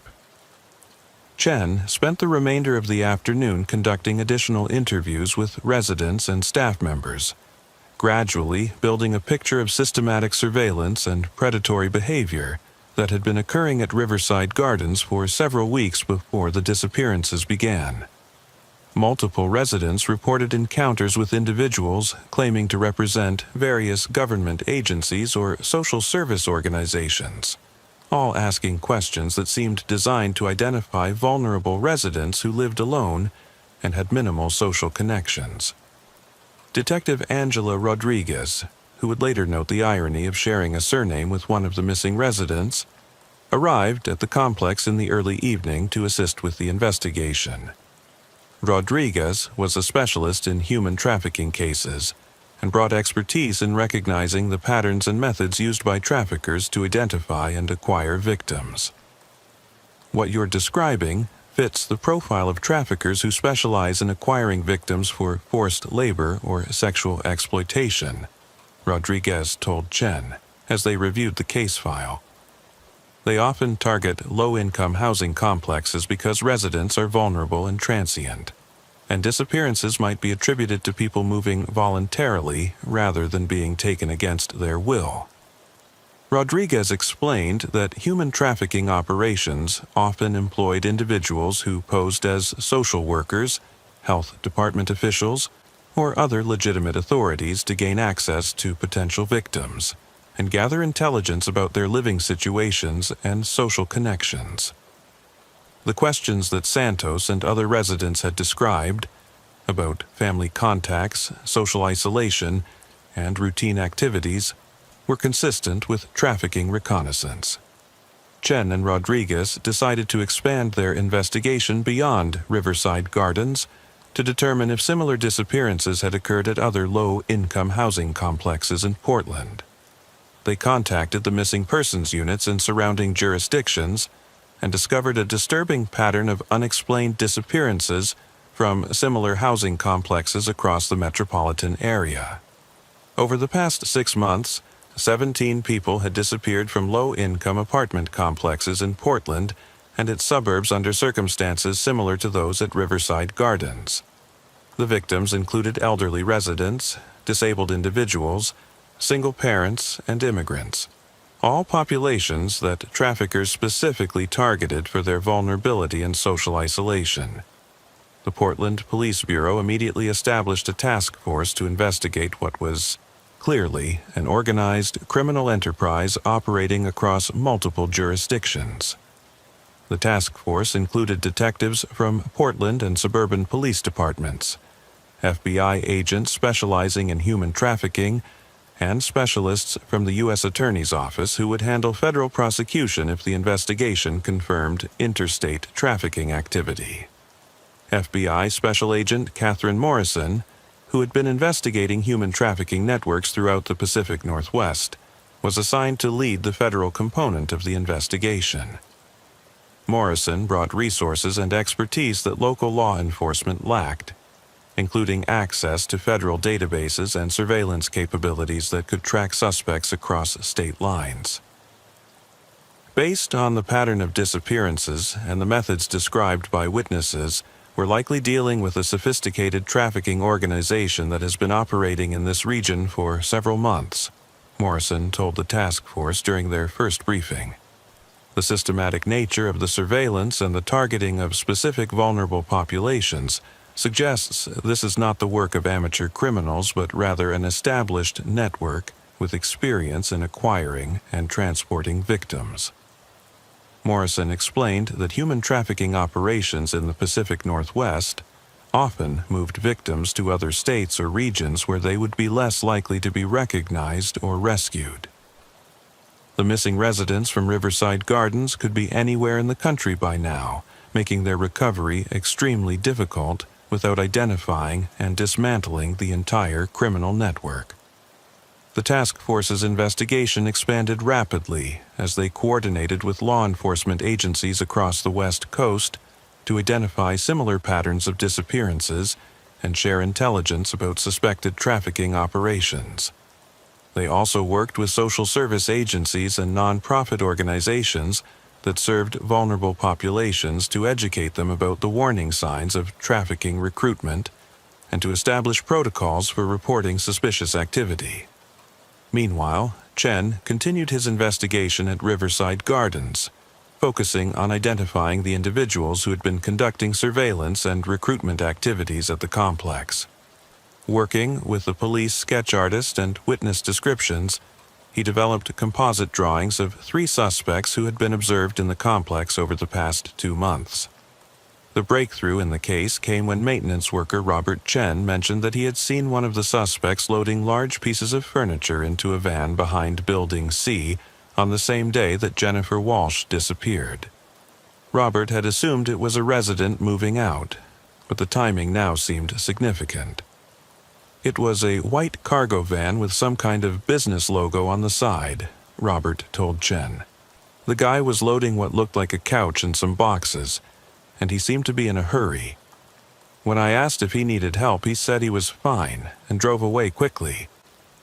Chen immediately contacted the property management company to determine if any residents had scheduled furniture removals on that date and found that no legitimate moving activities had been authorized.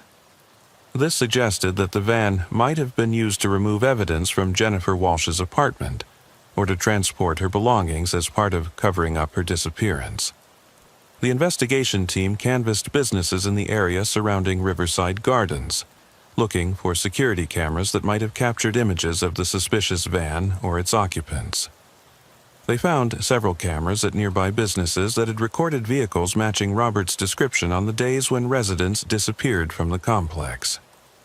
FBI analysts enhanced the security camera footage and were able to identify partial license plate numbers and clearer images of the van's occupants. The license plate led them to a rental company in southeast Portland, and surveillance of the rental location revealed that the van was being used by individuals who appeared to be conducting similar surveillance activities at other low-income housing complexes. Federal investigators obtained warrants to place tracking devices on the van and to conduct electronic surveillance of the suspect's communications, hoping to identify the full scope of the trafficking operation and locate the missing victims. The investigation revealed a sophisticated criminal network that had been operating throughout the Pacific Northwest for over 2 years, with connections to trafficking organizations in California, Nevada, and Arizona. The network specialized in acquiring vulnerable individuals from low-income housing complexes, homeless encampments, and social service agencies, using a combination of deception, coercion, and outright kidnapping to transport victims to locations where they were forced into labor or sexual exploitation. The organization had developed detailed procedures for identifying targets, conducting surveillance, and removing victims without detection. FBI surveillance teams observed the suspects conducting reconnaissance at 3 additional apartment complexes in Portland, apparently preparing to acquire more victims. The decision was made to arrest the suspects before they could complete their operations, even though it meant potentially losing the opportunity to follow them to the locations where previous victims were being held. The arrests took place simultaneously at dawn on June 18th, 15 days after the first disappearances were reported at Riverside Gardens. FBI tactical teams arrested 5 suspects at various locations around Portland, seizing vehicles, surveillance equipment, false identification documents, and detailed records of their criminal activities. The suspects included Robert Martinez, a 34-year-old former social worker who had been using his knowledge of social services systems to gain access to vulnerable populations. Angela Thompson, a 29-year-old woman who posed as a health department official to conduct reconnaissance.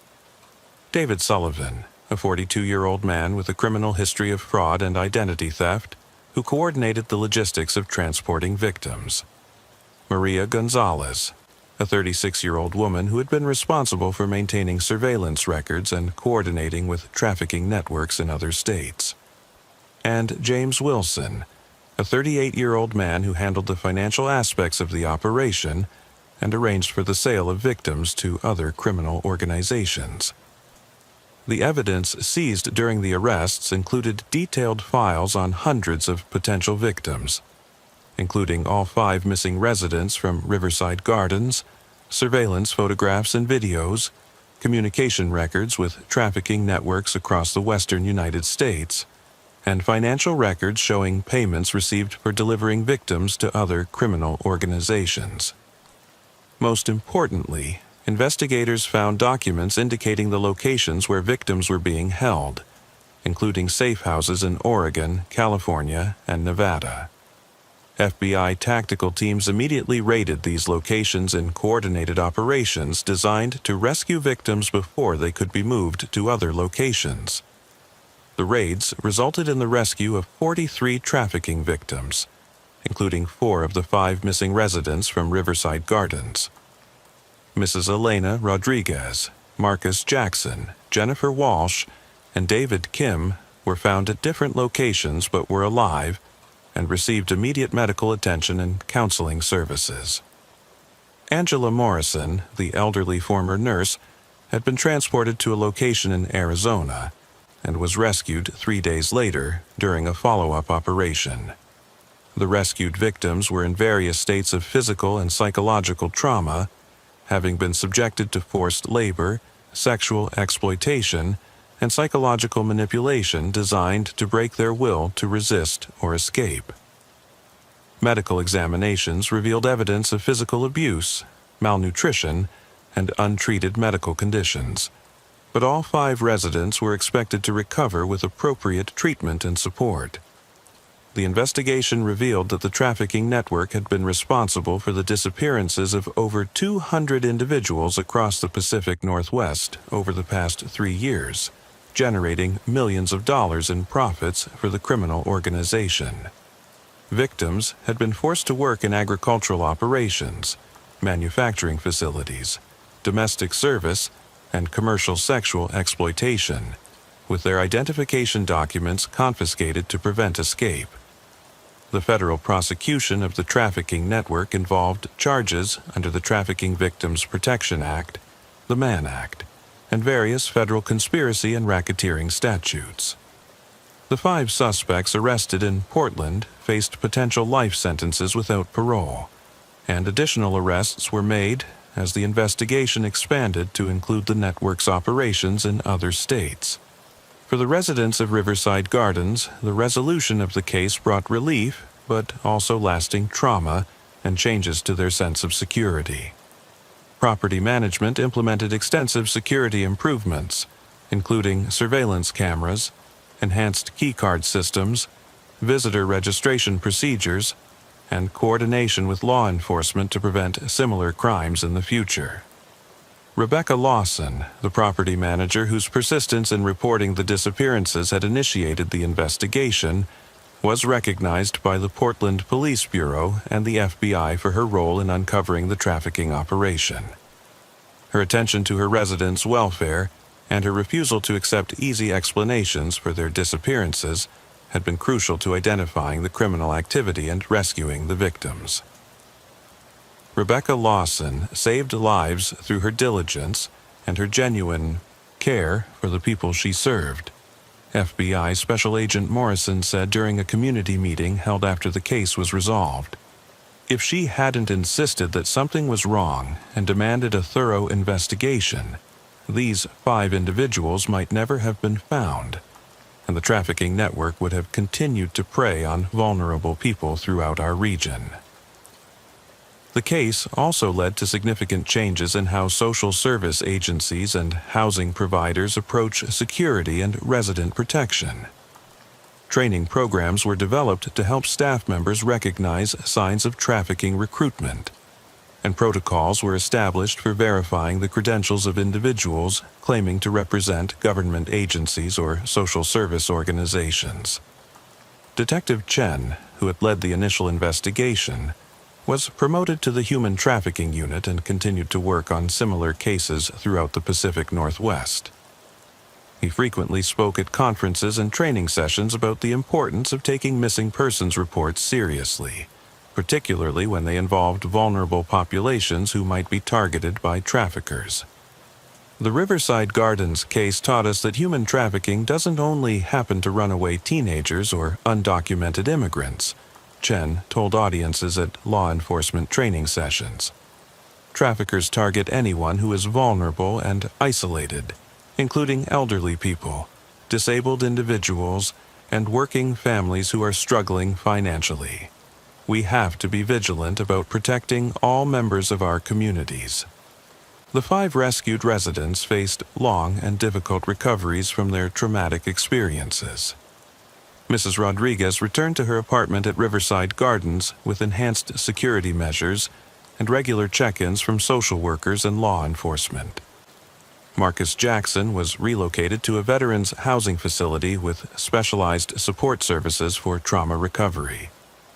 Jennifer Walsh was reunited with her daughter, Emma, and received counseling and financial assistance to help rebuild their lives. David Kim completed his education at Portland State University and became an advocate for human trafficking awareness, particularly focusing on the vulnerabilities faced by international students. Angela Morrison moved to an assisted living facility where she could receive the medical and psychological support she needed while maintaining her independence and dignity. The investigation also revealed the broader scope of human trafficking in the Pacific Northwest and led to the establishment of enhanced law enforcement cooperation and victim services throughout the region.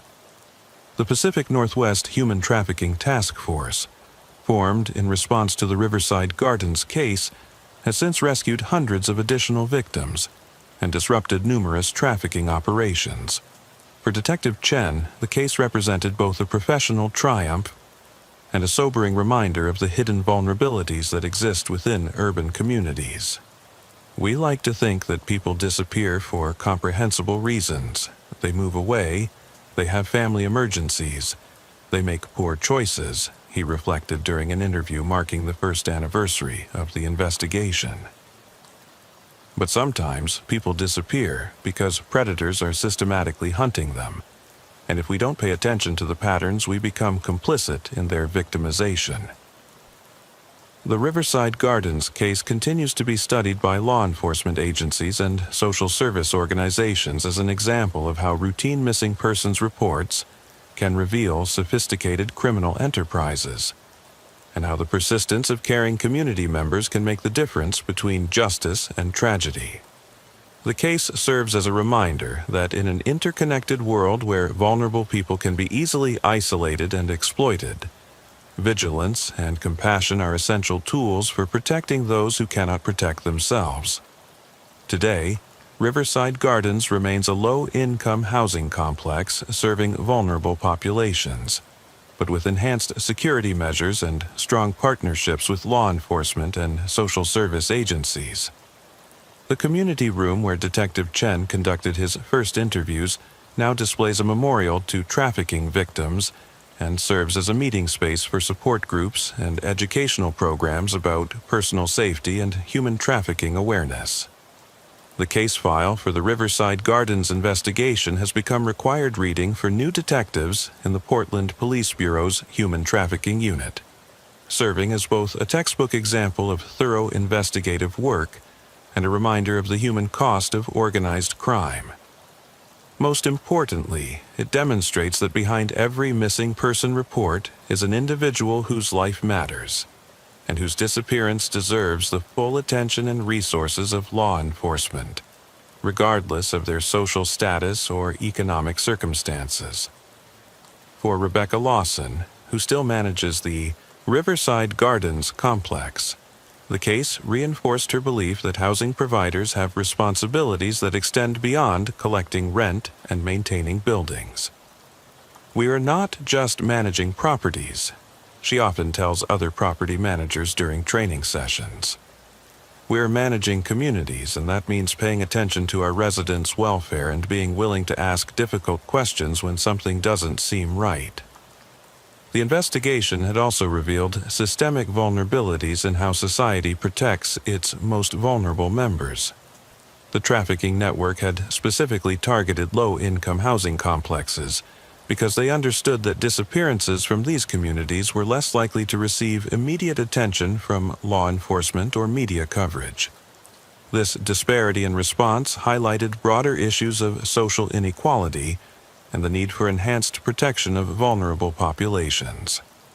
In response to these revelations, the Portland City Council established new funding for security improvements at low-income housing complexes and mandated training programs for property managers and social service workers on recognizing signs of human trafficking. The federal government also increased funding for anti-trafficking initiatives and victim services, recognizing that the problem was far more widespread than previously understood. The psychological impact of the case extended beyond the direct victims to include the entire Riverside Gardens community. Many residents reported feeling unsafe and suspicious of unfamiliar visitors, while others expressed guilt about not noticing the disappearances sooner or not recognizing the signs of predatory surveillance. Community support groups were established to help residents process their trauma and develop strategies for maintaining their safety while preserving the social connections that made the complex a community rather than just a collection of apartments. Dr. Sarah Martinez, a trauma psychologist who worked with the rescued victims, noted that the recovery process was complicated by the fact that the victims had been specifically targeted because of characteristics they couldn't change: their age, disability status, immigration status, or economic circumstances. These individuals were victimized not because of choices they made, but because of vulnerabilities that traffickers identified and exploited, Dr. Martinez explained. Recovery involves not only healing from the trauma of trafficking, but also rebuilding a sense of safety in a world where they understand they are seen as targets. The investigation also revealed the sophisticated methods that modern trafficking operations use to identify and acquire victims. The network had employed data mining techniques to identify potential targets, using public records, social media profiles, and information from social service agencies to build detailed profiles of vulnerable individuals. They had also developed techniques for psychological manipulation that made victims compliant and discouraged them from seeking help or attempting to escape.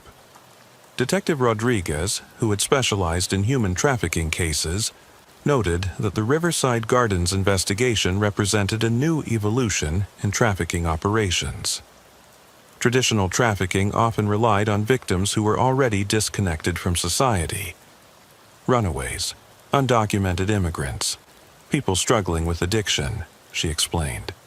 But this network was actively severing victims' connections to their communities by targeting people who were vulnerable, but still integrated into social support systems. The technology used by the trafficking network was also more sophisticated than in previous cases. They had employed encrypted communications, sophisticated surveillance equipment, and detailed record-keeping systems that allowed them to track dozens of potential victims simultaneously. Federal investigators found evidence that the network had been planning to expand their operations nationally, using the methods they had developed in the Pacific Northwest as a model for similar operations in other regions. The prosecution of the trafficking network resulted in federal convictions for all 5 primary suspects, with sentences ranging from 25 years to life imprisonment without parole. The case also led to the indictment of 17 additional individuals in other states who had been part of the broader criminal enterprise. Asset forfeiture proceedings allowed federal authorities to seize millions of dollars in profits from the trafficking operation, with much of the money being allocated to victim services and anti-trafficking programs.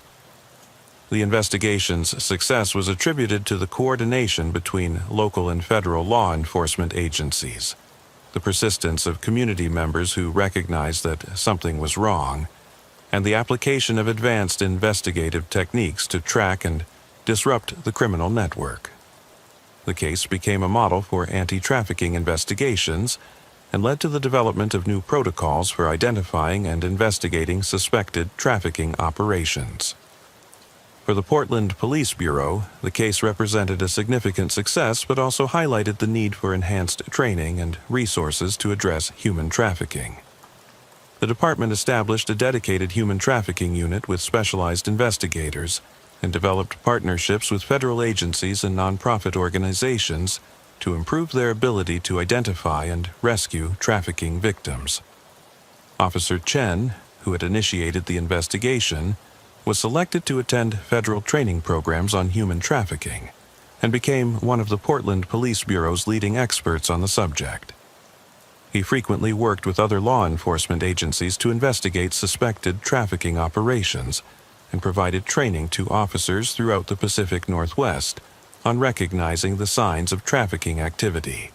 The Riverside Gardens case taught me that human trafficking isn't something that happens in other cities or other countries, Chen reflected during a training session for new detectives. It's happening in our communities, to our neighbors, and it's often invisible unless we know what to look for. The difference between a successful investigation and a tragedy can be as simple as taking someone seriously when they say something doesn't seem right. The case also led to significant improvements in interagency communication and information sharing.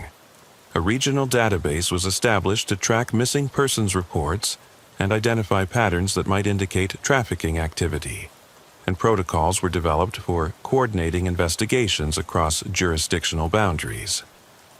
These improvements helped law enforcement agencies identify and disrupt several additional trafficking operations in the years following the Riverside Gardens investigation. The 5 rescued residents each faced unique challenges in rebuilding their lives after their traumatic experiences. Mrs. Rodriguez, despite her advanced age, showed remarkable resilience and became an advocate for elderly safety awareness. She worked with community organizations to educate other seniors about the warning signs of predatory behavior and the importance of staying connected to their communities.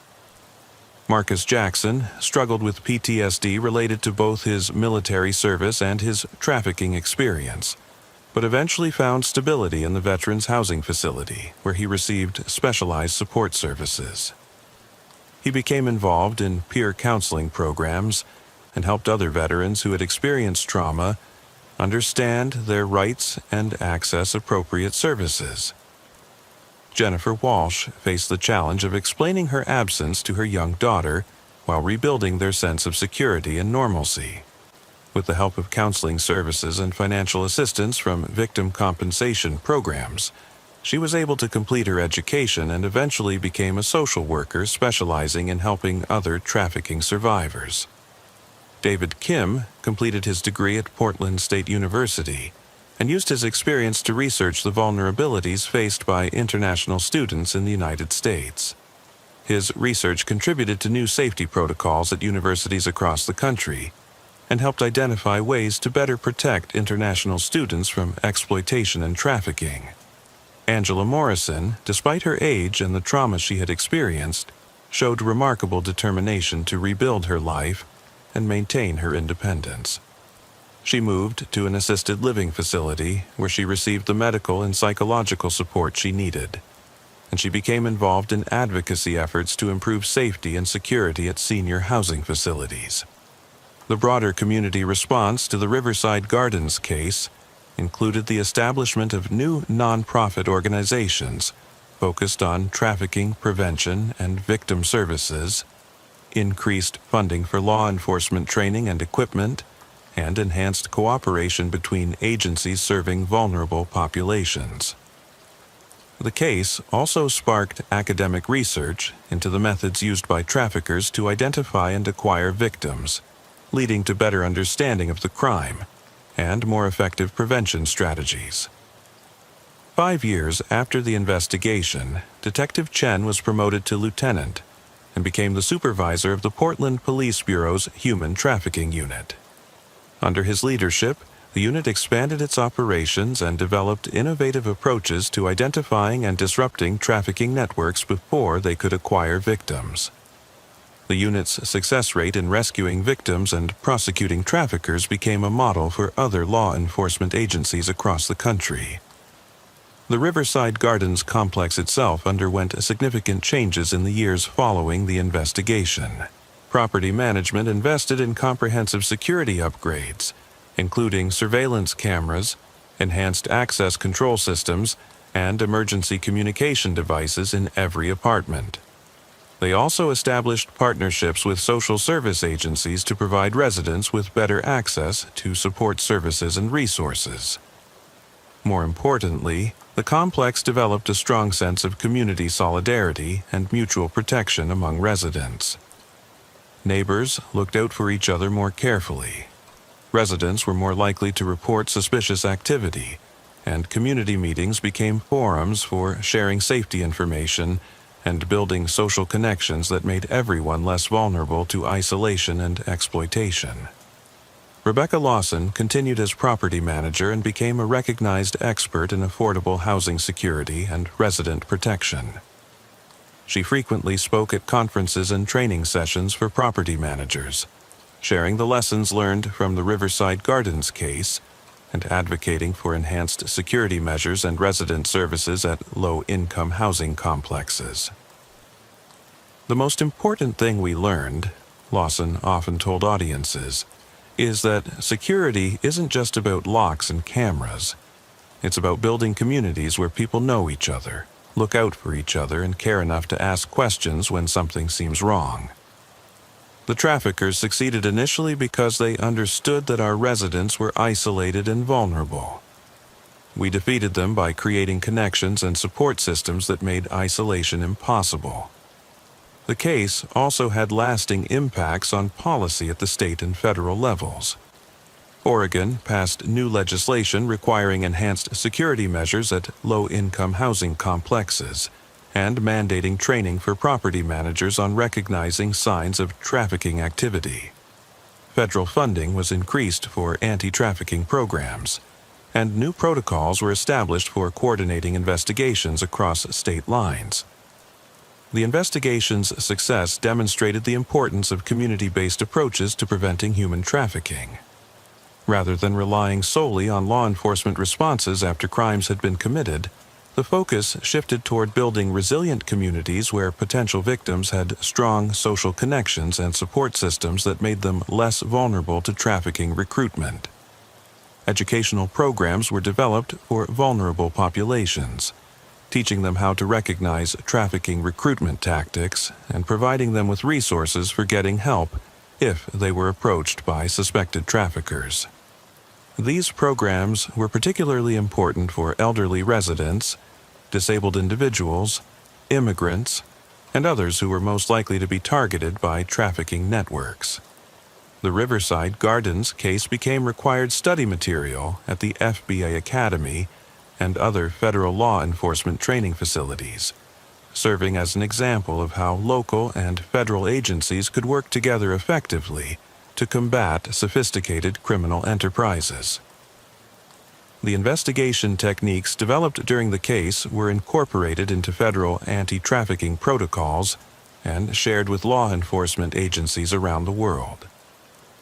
For the survivors of the trafficking network, the legal resolution of the case provided some measure of justice, but their recovery continued to be an ongoing process. Support services were provided through a combination of federal victim assistance programs, nonprofit organizations, and community resources, recognizing that healing from trafficking trauma requires comprehensive, long-term support.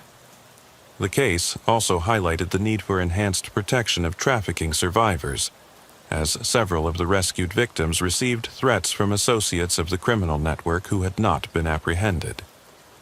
Federal marshals provided security for key witnesses during the prosecution, and victim protection programs helped survivors relocate to safe communities where they could rebuild their lives without fear of retaliation. Dr. Martinez, the trauma psychologist who worked with the survivors, noted that the recovery process was often complicated by the fact that trafficking victims had been betrayed by individuals who appeared to be legitimate authority figures. These victims had been approached by people claiming to represent government agencies and social service organizations, she explained. Rebuilding trust in legitimate institutions and service providers was often one of the most challenging aspects of their recovery. The investigation also revealed the international dimensions of human trafficking and the need for enhanced cooperation with law enforcement agencies in other countries. Several of the suspects had connections to trafficking networks in Central America and Asia, and evidence was found of victims being transported across international borders for exploitation in other countries. As a result of these discoveries, the U.S. government enhanced its cooperation with international law enforcement agencies and increased funding for anti-trafficking programs in countries that were sources of trafficking victims. The Riverside Gardens case contributed to a broader understanding of trafficking as a global problem requiring coordinated international responses. 10 years after the investigation, the 5 rescued residents had all rebuilt their lives and found ways to contribute to anti-trafficking efforts. Their experiences, while traumatic, had given them unique insights into the methods used by traffickers and the needs of trafficking survivors. Several of them became advocates and educators, sharing their stories to help prevent other people from becoming victims. The Riverside Gardens complex became a model for affordable housing security and community building, hosting visitors from around the country who wanted to learn about effective approaches to protecting vulnerable residents. The community room where Detective Chen had conducted his first interviews was converted into a resource center, providing residents with access to social services, legal assistance, and educational programs. The case continued to influence law enforcement training and policy development, serving as a reminder that human trafficking could happen anywhere, and that protecting vulnerable populations required vigilance, compassion, and coordination between multiple agencies and community organizations. Most importantly, it demonstrated that ordinary people like Rebecca Lawson could make extraordinary differences by caring about their communities and refusing to accept easy explanations when something seemed wrong. For Detective Chen, who had initiated the investigation that saved 5 lives and dismantled a major trafficking network, the case remained a defining moment in his career and a source of motivation for continued work in protecting vulnerable populations. Every missing person report represents someone's life, someone's family, someone's future, he often told new investigators. Our job is to make sure that every person who disappears is searched for with the same intensity and resources, regardless of their economic status or social circumstances. The legacy of the Riverside Gardens investigation continues to influence anti-trafficking efforts throughout the United States and internationally. The case demonstrated that sophisticated criminal enterprises could be defeated through the combination of community vigilance, thorough investigation, interagency cooperation, and sustained commitment to protecting society's most vulnerable members. Most importantly, it proved that every person's life has value, and that no one should be forgotten or abandoned when they disappear, regardless of the circumstances that made them vulnerable in the first place. The autumn fog hung thick over Meadowbrook subdivision as Officer Amanda Walsh pulled her patrol car into the empty cul-de-sac of Willowbend Drive, her headlights cutting through the pre-dawn darkness of suburban Lincoln, Nebraska. The temperature had dropped to 38 degrees during the night, and frost covered the manicured lawns and expensive vehicles parked in the driveways of this upper-middle-class neighborhood. At 29, Walsh had been with the Lincoln Police Department for 6 years, mostly working the night shift in areas where the most serious crimes were typically noise complaints and the occasional domestic disturbance. But the call that had brought her to Meadowbrook at 4:47 a.m. was unlike anything she had encountered in her law enforcement career. The 911 dispatch had been confused and fragmentary, with emergency communications supervisor Janet Martinez struggling to make sense of what the caller was reporting. The caller, who identified himself as Dr. Robert Thompson, a 54-year-old cardiologist living at 1247 Willowbend Drive, claimed that he was receiving phone calls from his neighbors describing events that hadn't happened yet. Officer Walsh, the caller, was very specific but also very agitated. Martinez had explained over the radio as Walsh drove through the empty streets toward the subdivision. He says he's been getting calls from at least 6 different neighbors since midnight, all describing emergencies or incidents that he says are impossible because they're talking about things happening during daylight hours, but it's still dark outside. Walsh had initially assumed she was responding to a mental health crisis, possibly someone experiencing a psychotic break or severe sleep deprivation that was causing hallucinations or delusions. Meadowbrook was an affluent neighborhood populated primarily by professionals, doctors, lawyers, engineers, and business executives, who typically didn't generate many police calls. The few times Walsh had been called to the subdivision, it had usually been for alarm malfunctions or complaints about teenagers throwing parties while their parents were out of town. As Walsh parked in front of 1247 Willowbend Drive, she observed a well-maintained 2-story colonial house with expensive landscaping and a 3-car garage. The house was completely dark except for a single light in what appeared to be a front bedroom window.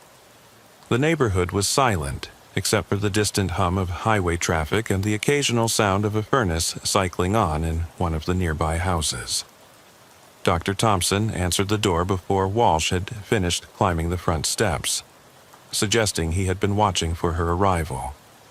He was a tall, thin man with graying hair and wire-rimmed glasses, wearing pajamas and a bathrobe over house slippers.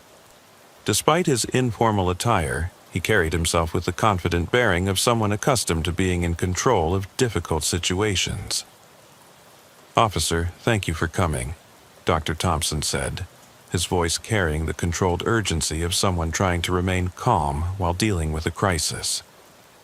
"I know this is going to sound impossible, but I need you to listen carefully to what I'm about to tell you, because I think something very dangerous is happening in this neighborhood." Walsh followed Dr. Thompson into his living room, which was furnished with expensive but conservative furniture that suggested a successful professional with traditional tastes. Family photographs covered the mantelpiece and side tables, showing Dr. Thompson with his wife and 2 teenage children in various vacation and formal settings. The house had the quiet, orderly atmosphere of a family that valued privacy and stability. "Dr. Thompson, the dispatcher said you've been receiving unusual phone calls," Walsh began, settling into a chair across from the couch where Dr. Thompson had seated himself. "Can you tell me exactly what's been happening?" Dr. Thompson picked up a legal pad covered with handwritten notes and consulted it before responding. At 12:17 a.m., I received a call from Martha Henderson, who lives 3 houses down at 1253 Willowbend. She was crying and said there had been a terrible accident in her backyard, that her husband Harold had fallen from their deck and was unconscious. She begged me to come help because she knew I was a doctor. Walsh made notes as doctor. Thompson continued, recognizing the type of emergency call that neighbors might make to a physician living nearby. Did you go to help? That's where this becomes impossible to explain, Dr. Thompson said, his expression growing more troubled. I immediately got dressed and went to the Henderson house. There was no accident.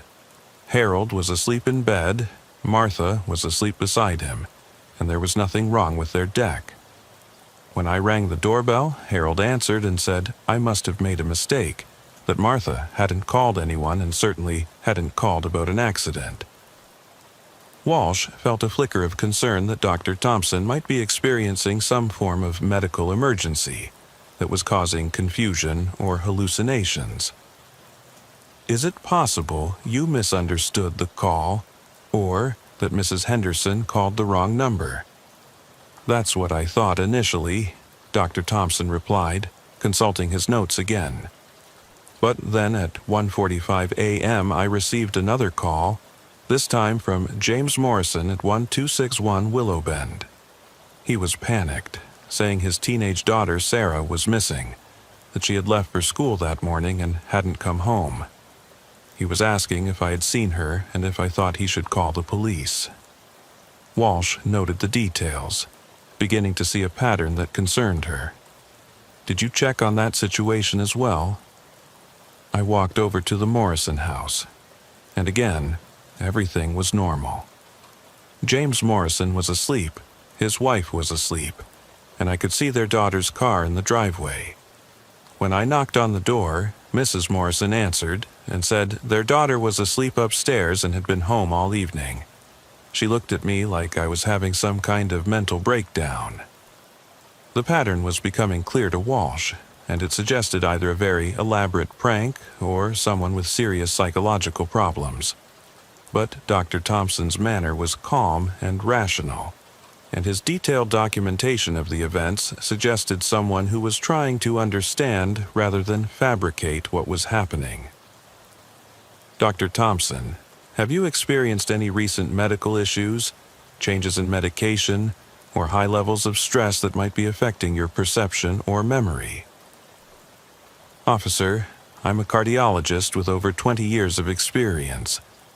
I understand your concern about my mental state, but I need you to consider the possibility that something else is happening here. Dr. Thompson stood up and walked to the window overlooking the street.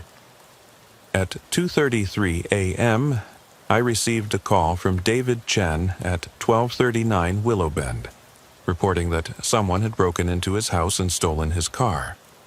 At 3:15 a.m., Linda Foster from 1275 Willowbend called saying her house was on fire and begging me to call the fire department. Walsh continued taking notes, but her concern about Dr. Thompson's mental state was growing. And when you investigated these reports, no break-in at the Chen house, no fire at the Foster house, and both families insisted they hadn't made any calls. Dr. Thompson returned to his seat, his expression reflecting frustration and growing fear. But officer, here's what really convinced me that I'm not having a psychological breakdown. At 4:23 a.m., I received a call from Patricia Williams at 1251 Willowbend. She was hysterical, saying that police cars and ambulances were surrounding the Thompson house, my house, and that something terrible had happened to Dr. Thompson and his family. This detail caught Walsh's attention because it suggested a level of specificity that would be unusual in most forms of mental illness or substance-induced hallucinations. What did you do when you received that call? I went outside immediately and looked around the neighborhood. Obviously, there were no police cars or ambulances, and nothing had happened to my family. But when I called Patricia Williams back, there was no answer. When I walked over to her house, it was completely dark and there was no answer when I knocked. Walsh asked Dr. Thompson to provide her with the phone numbers for all the neighbors he claimed had called him, and she used her radio to request that dispatch attempt to contact these individuals to verify their current status and ask about any phone calls they might have made during the night. While waiting for responses, she asked Dr. Thompson to show her his phone's call log to verify the incoming calls he had described. Dr. Thompson's iPhone showed a series of incoming calls corresponding exactly to the times and numbers he had documented in his handwritten notes. Walsh photographed the phone's call log with her own device and noted that the calls had indeed been received from the phone numbers belonging to the neighbors Dr. Thompson had identified. Dispatch reported back that they had been able to reach 4 of the 6 neighbors Dr. Thompson had mentioned. All 4 confirmed that they were safe and at home, that they had not made any emergency calls during the night, and that they had not experienced any of the problems Dr. Thompson described them reporting. 2 of the neighbors could not be reached, but dispatch confirmed that Patricia Williams and Harold Henderson were not answering their phones. Dr. Thompson, I need to ask you some additional questions about your personal and medical history, Walsh said, recognizing that she might be dealing with someone experiencing a complex psychological crisis that required mental health intervention rather than traditional police response. Officer, I understand your skepticism, but I need you to consider one more possibility before you conclude that I'm having a mental breakdown, Dr. Thompson said, his voice taking on a note of urgency. What if someone is deliberately making these calls to harass me or to make me appear unstable? What if this is part of some kind of campaign to damage my reputation or my medical practice? The possibility of harassment or stalking hadn't occurred to Walsh, but it would explain the pattern of calls without requiring her to accept that Dr. Thompson was experiencing severe mental illness. Has anyone threatened you recently, or do you have any conflicts with neighbors, colleagues, or patients that might motivate someone to harass you? Dr. Thompson considered the question carefully before responding. I've been involved in a medical malpractice lawsuit for the past 18 months. A patient died during surgery and the family is suing me and the hospital for negligence. The case has been very stressful and it's received some media attention because the patient was a prominent local businessman. This information provided a potential motive for harassment, and Walsh asked Dr. Thompson for details about the lawsuit and any threats or unusual contact he had received related to the case. As they discussed the legal situation, Walsh's radio crackled with an urgent transmission from dispatch. All units, we have a Code 3 medical emergency at 1251 Willow Bend Drive, Meadowbrook Subdivision. Caller reports an elderly woman collapsed in her home, possible cardiac arrest. EMS is en route. Walsh felt a chill as she realized that 1251 Willow Bend was the address Dr. Thompson had identified as belonging to Patricia Williams, one of the neighbors who had allegedly called him earlier, but whom dispatch had been unable to reach. Dr. Thompson's expression showed that he had made the same connection. Officer, Patricia Williams called me at 4:23 a.m. about police cars and ambulances at my house, Dr. Thompson said, his voice tight with concern. Now there's a real medical emergency at her house. What if she was somehow seeing the future when she called me? Walsh realized that she needed backup and potentially mental health crisis intervention services, but the medical emergency at Patricia Williams's house took priority. She radioed for additional units to respond to Dr. Thompson's address for a welfare check and psychological evaluation, then asked Dr. Thompson to accompany her to the Williams house to see if his medical expertise might be needed.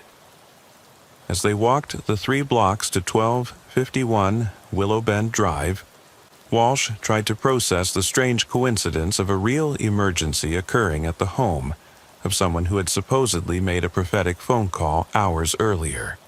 The rational explanation was that Dr. Thompson had somehow learned about Patricia Williams's medical emergency through normal means and had incorporated it into his delusional system. But the timing seemed too precise for that theory. The Williams house was a modest ranch-style home, with well-maintained landscaping and an attached garage.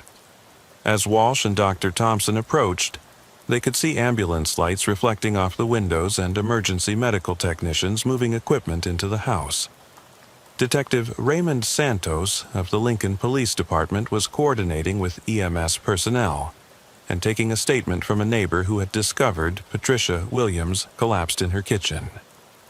"What's the situation?" Walsh asked Detective Santos as they approached the house. 78-year-old female, found unconscious by her neighbor who has a key for emergencies. Santos replied, consulting his notes. Neighbor came to check on her because she hadn't picked up her newspaper or her mail yesterday, which was unusual for her routine. EMTs think it might be a stroke or cardiac event, but she was probably unconscious for at least 12 hours before being found. Walsh felt another chill as she realized that if Patricia Williams had been unconscious for 12 hours, she couldn't have made the phone call to Dr. Thompson at 4:23 a.m. She asked Detective Santos if the neighbor who found Williams had observed any unusual activity at the house during the night, or if Williams had made any phone calls before her medical emergency. The neighbor, Mrs. Garcia from next door, says Williams' house was dark all night, and she's pretty sure Patricia was already unconscious by the time she went to bed around 10 p.m. Santos replied. "Why do you ask?" Walsh explained the situation with Dr. Thompson and the alleged phone calls, including the claim that Patricia Williams had called him hours after she had apparently lost consciousness. Detective Santos listened with growing interest, recognizing that they might be dealing with something more complex than a simple mental health crisis. "Let's check Williams's phone records and see if any calls were made from her house during the night," Santos suggested. If Dr. Thompson is telling the truth about receiving a call from her number, but she was unconscious, then someone else was in her house making calls. The possibility that someone had been in Patricia Williams' house during her medical emergency added a criminal dimension to what Walsh had initially considered a psychological crisis. If Dr. Thompson's account was accurate, it suggested that someone with access to Williams' phone had been making harassing calls to Dr. Thompson while an elderly woman lay unconscious and in need of medical attention. Dr. Thompson accompanied the EMTs to the hospital to assist with Patricia Williams' medical care, while Walsh and Detective Santos began investigating the phone calls he had reported. They obtained emergency warrants for the phone records of all the neighbors Dr. Thompson claimed had called him, looking for evidence of calls made during the times he had documented. The phone records revealed a disturbing pattern that supported Dr. Thompson's account while raising new questions about what was happening in the Meadowbrook subdivision. Calls had indeed been made from the neighbors' phone numbers to Dr. Thompson's number at the exact times he had documented, but the neighbors all insisted they had not made these calls and had been asleep when the calls occurred. Most concerning was the record for Patricia Williams' phone, which showed a call to Dr. Thompson at 4:23 a.m., more than 6 hours after she had likely lost consciousness. The call had lasted 3 minutes and 27 seconds, according to the phone company records, but Williams had been unconscious and alone in her house when the call was allegedly made. Detective Santos coordinated with the crime scene technicians to process Patricia Williams' house for evidence of unauthorized entry or the presence of unknown individuals. The technicians found no signs of forced entry, but they did discover that Williams's phone had been moved from its usual location on her kitchen counter to her bedroom nightstand, where it was found when emergency responders arrived. Either Patricia Williams regained consciousness long enough to move her phone and make a call to Dr. Thompson before collapsing again, or someone else was in her house during her medical emergency, Santos told Walsh as they reviewed the evidence. given her medical condition and the nature of the call Dr. Thompson described, the second option seems more likely. The investigation expanded to include all 6 neighbors who had allegedly called Dr. Thompson during the night. Detectives interviewed each family and conducted security checks of their homes, looking for evidence of unauthorized entry or access to their phones. They also began canvassing the neighborhood for security cameras that might have recorded suspicious activity during the night. The breakthrough in the case came when Detective Santos discovered that 5 of the 6 houses where calls had allegedly originated had been serviced by the same home security company within the past month. Midwest Security Solutions had performed system upgrades and maintenance at these properties, giving their technicians access to the houses and potentially to the residents' personal information. Walsh and Santos obtained warrants to investigate Midwest Security Solutions and interview their employees who had worked in the Meadowbrook subdivision. The company's records showed that technician Marcus Vetter had performed work at all 5 houses where suspicious calls had originated, and that he had access to security codes, alarm systems, and in some cases, spare keys that homeowners provided for emergency access. Background investigation revealed that Marcus Vetter, a 32-year-old former electronics technician, had been terminated from 2 previous security companies for unauthorized access to customer properties and inappropriate conduct during service calls. He had also been involved in several harassment complaints filed by female customers who reported that he had made unwanted contact after completing work at their homes. Most disturbing was the discovery that Vetter had been conducting surveillance of Dr. Thompson for several months as part of an elaborate harassment campaign related to the medical malpractice lawsuit. Vetter's ex-girlfriend was the sister of the patient who had died during Dr. Thompson's surgery, and she had been feeding Vetter information about the lawsuit and encouraging him to find ways to damage Dr. Thompson's reputation and mental stability. The harassment campaign involved Vetter using his access to neighbors' homes and security systems to make phone calls that would appear to come from their numbers, creating confusion and distress for Dr. Thompson while making him appear mentally unstable to anyone who investigated his claims. Vetter had been entering the homes during the late-night hours when residents were asleep, using their phones to make calls to Dr. Thompson describing fictional emergencies and crises. The plan had been to gradually escalate the harassment until Dr. Thompson appeared to be having a complete psychological breakdown, potentially damaging his credibility as a witness in the malpractice lawsuit and as a practicing physician. Vetter had been documenting Dr. Thompson's reactions to the calls and had planned to use this information to support claims that the doctor was mentally unstable and unfit to practice medicine. The situation with Patricia Williams represented an unplanned complication in Vetter's harassment campaign. He had entered her house to make another harassing call to Dr. Thompson, but had discovered that Williams was unconscious and in medical distress. Rather than calling for help immediately, Vetter had proceeded with his planned harassment call before eventually leaving the house without summoning emergency services. Vetter was arrested at his apartment and charged with multiple felonies including breaking and entering, stalking, harassment, identity theft, and endangering the welfare of an elderly person. Evidence seized from his apartment included detailed surveillance records on Dr. Thompson, recordings of the harassing phone calls, and plans for escalating the harassment campaign. The investigation revealed that Vetter had been planning to eventually plant evidence in Dr. Thompson's home or car that would suggest mental illness or substance abuse, potentially destroying his medical career and family relationships. He had also been gathering personal information about Dr. Thompson's family members, apparently planning to expand his harassment to include the doctor's wife and children. Patricia Williams survived her medical emergency, but required extensive hospitalization and rehabilitation.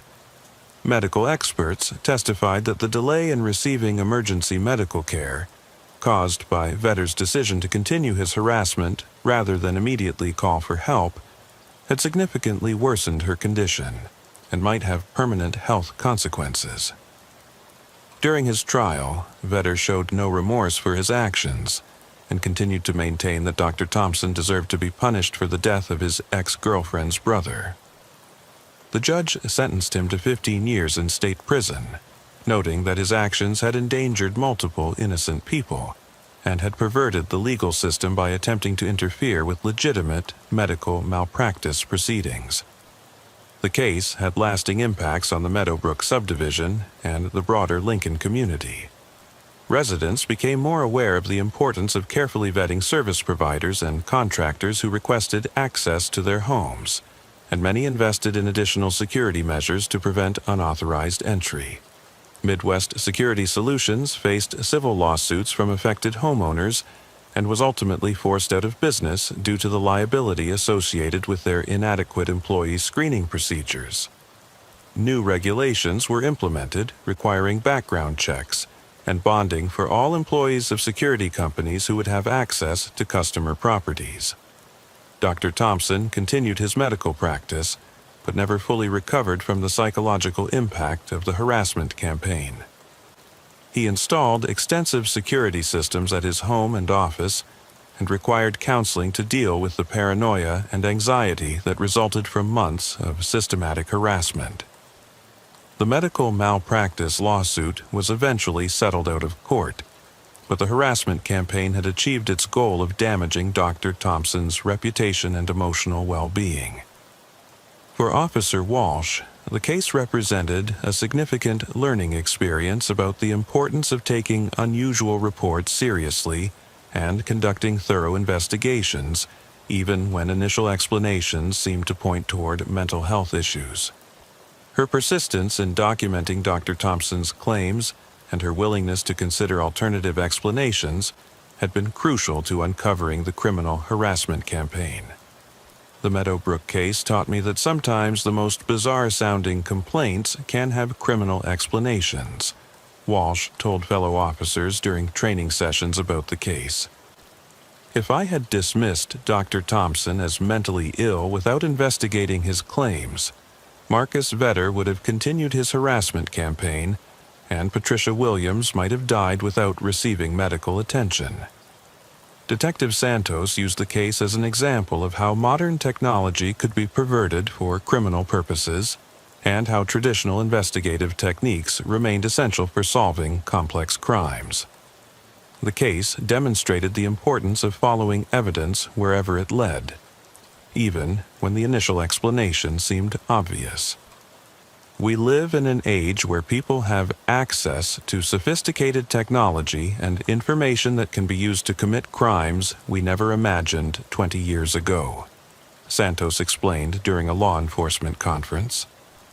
Home security systems, phone networks, and electronic devices that are supposed to make us safer can be turned into weapons by people with criminal intent and technical knowledge.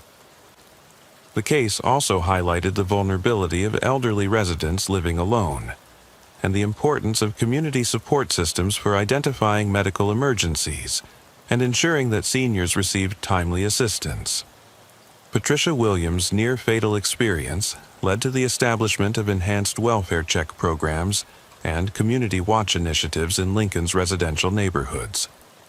For the neighbors in Meadowbrook who had unknowingly been victimized by Vedder's harassment campaign, the case created lasting concerns about privacy and security.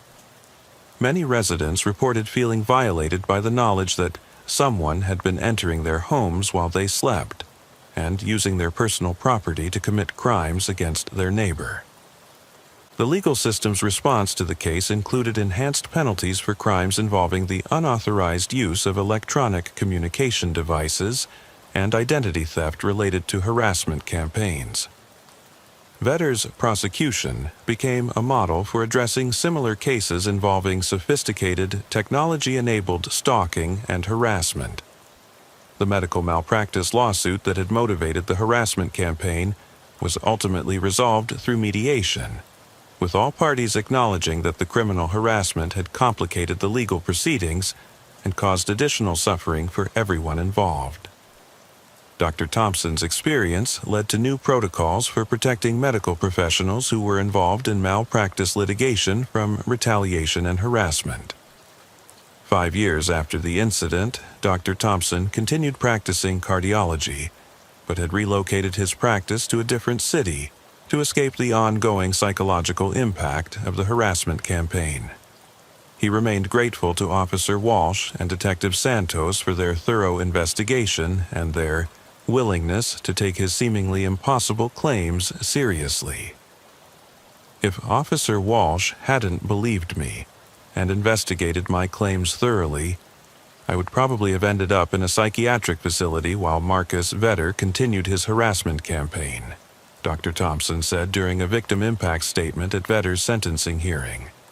The fact that she was willing to consider that someone might be deliberately trying to make me appear mentally ill saved not only my sanity, but possibly my career and my family.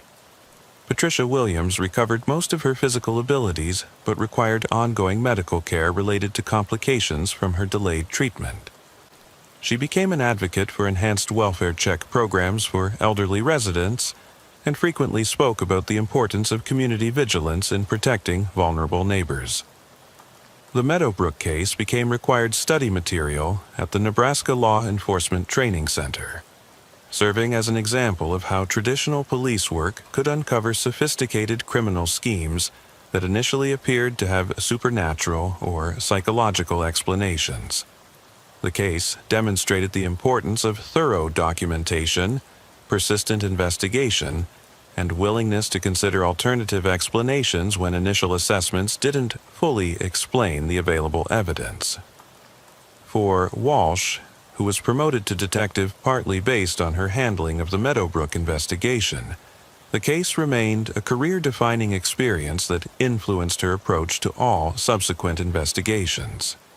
She frequently mentored new officers on the importance of taking all citizen complaints seriously and conducting thorough investigations even when crimes appeared to have obvious explanations. Police work isn't just about responding to crimes after they happen, Walsh often told new recruits. Sometimes our job is to recognize that what looks like a mental health crisis or a domestic dispute might actually be evidence of a complex criminal scheme. The difference between a good officer and a great officer is the willingness to dig deeper when something doesn't quite make sense. The technological aspects of Vetter's harassment campaign led to enhanced training for law enforcement officers on electronic crimes and the potential criminal uses of home security systems, communication devices, and other modern technology. The case helped law enforcement agencies understand how criminals could exploit the interconnected nature of modern homes and communication systems. Detective Santos retired from the Lincoln Police Department 3 years after the Meadowbrook investigation, but continued working as a consultant on complex harassment and stalking cases.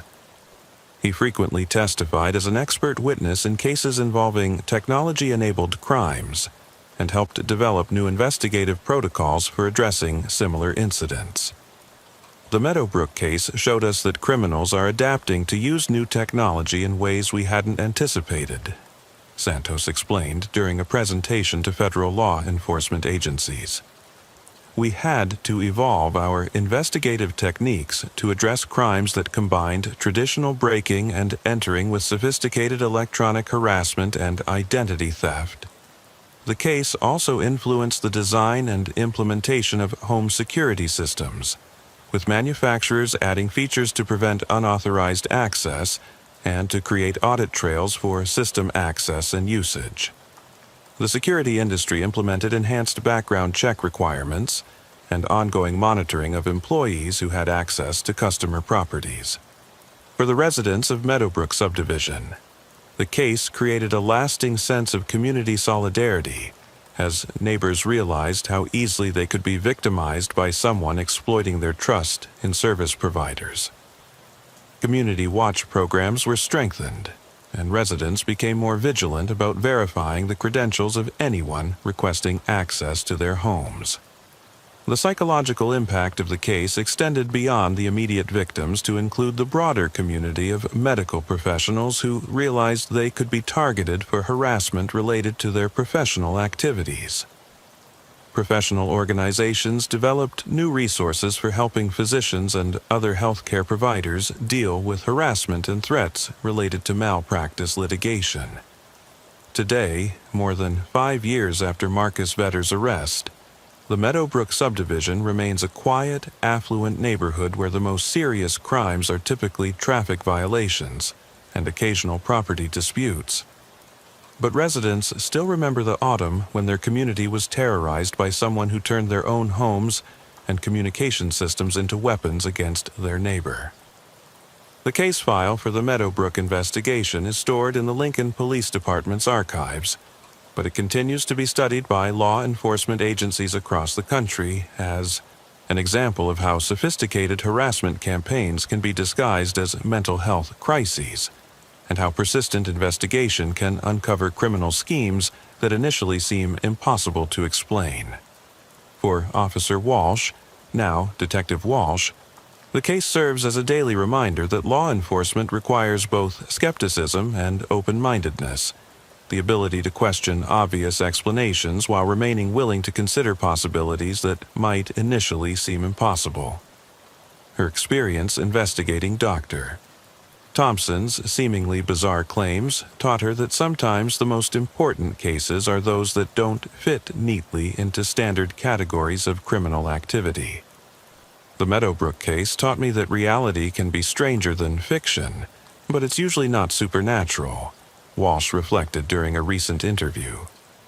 When citizens call us with reports that seem impossible, our job isn't to immediately dismiss them as mentally ill or delusional.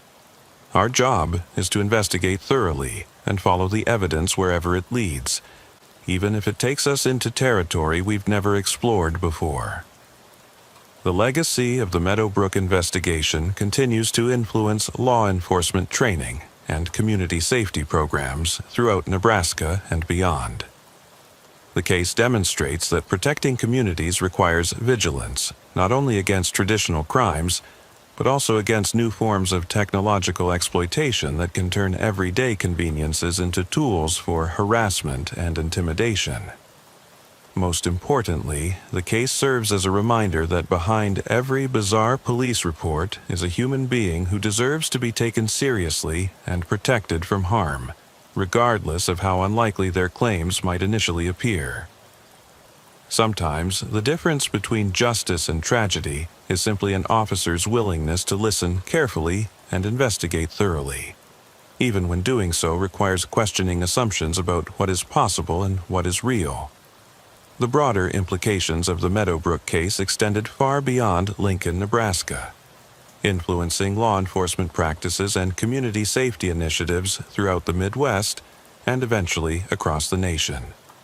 The Federal Bureau of Investigation incorporated the case into their training curriculum for agents specializing in stalking and harassment investigations, recognizing it as a textbook example of how modern technology could be weaponized for psychological warfare against targeted individuals. Dr. Sarah Mitchell, a forensic psychologist who studied the case extensively, noted that Vetter's harassment campaign represented a new evolution in stalking behavior that combined traditional techniques with sophisticated technological manipulation. What makes the Meadowbrook case so significant? Dr. Mitchell wrote in her analysis published in the Journal of Forensic Psychology, is that it demonstrates how perpetrators can create elaborate false realities for their victims while maintaining plausible deniability and making the victims appear mentally unstable to outside observers. The psychological warfare aspects of Vetter's campaign became a subject of academic study, with researchers examining how systematic reality distortion could be used to undermine a person's credibility and mental stability. The case contributed to new understanding of gaslighting techniques and their potential applications in targeted harassment campaigns, leading to enhanced training for mental health professionals on recognizing when apparent psychological symptoms might actually result from deliberate manipulation rather than organic mental illness. The legal precedents established by Vedder's prosecution influenced legislation in 17 states, leading to enhanced penalties for crimes involving the unauthorized use of electronic communication systems for harassment purposes. The Meadowbrook Protocol, as it became known in legal circles, established guidelines for investigating complaints that appeared to involve impossible or supernatural elements, requiring law enforcement agencies to conduct thorough technical investigations before concluding that complainants were experiencing mental health crises. For the home security industry, the case catalyzed a complete overhaul of employee screening and monitoring procedures. Industry standards were established requiring psychological evaluations, continuous background monitoring, and strict audit trails for all technicians with access to customer properties. Insurance companies began requiring these enhanced security measures as a condition of coverage, effectively forcing the entire industry to adopt higher standards. The technological vulnerabilities exposed by Vedder's methods led to significant improvements in home security system design and implementation. Modern systems now include tamper-evident features, encrypted communication protocols, and comprehensive logging capabilities that make it much more difficult for unauthorized individuals to access or manipulate connected devices without detection. Detective Walsh's career trajectory was significantly influenced by her handling of the Meadowbrook case. She became the Lincoln Police Department's first specialist in technology-enabled crimes, eventually earning a master's degree in digital forensics and becoming a nationally recognized expert in investigating complex harassment and stalking cases. Her testimony has been crucial in prosecuting similar cases across the country, and she has trained thousands of officers in recognizing and investigating technologically sophisticated crimes. The Meadowbrook case taught me that the criminals are always adapting, and we have to adapt with them, Detective Walsh explained during a keynote address at the National Association of Police Chiefs Convention. 20 years ago, a stalker might follow someone or make threatening phone calls. Today, they can turn your entire home into a weapon against you, using the very systems that are supposed to make you feel safe and secure. The case also highlighted the importance of community resilience and neighbor-to-neighbor support systems in preventing and responding to sophisticated criminal activity. The Meadowbrook Neighborhood Association, formed in response to the incident, became a model for community organizing around personal safety and crime prevention. The association developed protocols for verifying service providers, sharing information about suspicious activity, and ensuring that vulnerable residents received regular welfare checks. Patricia Williams, who survived her medical emergency despite the delayed response caused by Vedder's harassment campaign, became a powerful advocate for elderly safety and community vigilance. At 83, she continued to live independently, but with enhanced security measures and regular contact with neighbors and family members. Her experience motivated the establishment of the Patricia Williams Emergency Response Foundation, which provides funding for medical alert systems and welfare check programs for isolated elderly residents throughout Nebraska. "What happened to me could happen to anyone," Williams often told audiences during her speaking engagements about elder safety. The difference between life and death can be a neighbor who pays attention, a security system that works properly, or a police officer who takes the time to investigate when something doesn't seem right. We all have responsibilities to look out for each other. Dr. Thompson eventually relocated his medical practice to Denver, Colorado, seeking a fresh start away from the traumatic memories associated with Lincoln.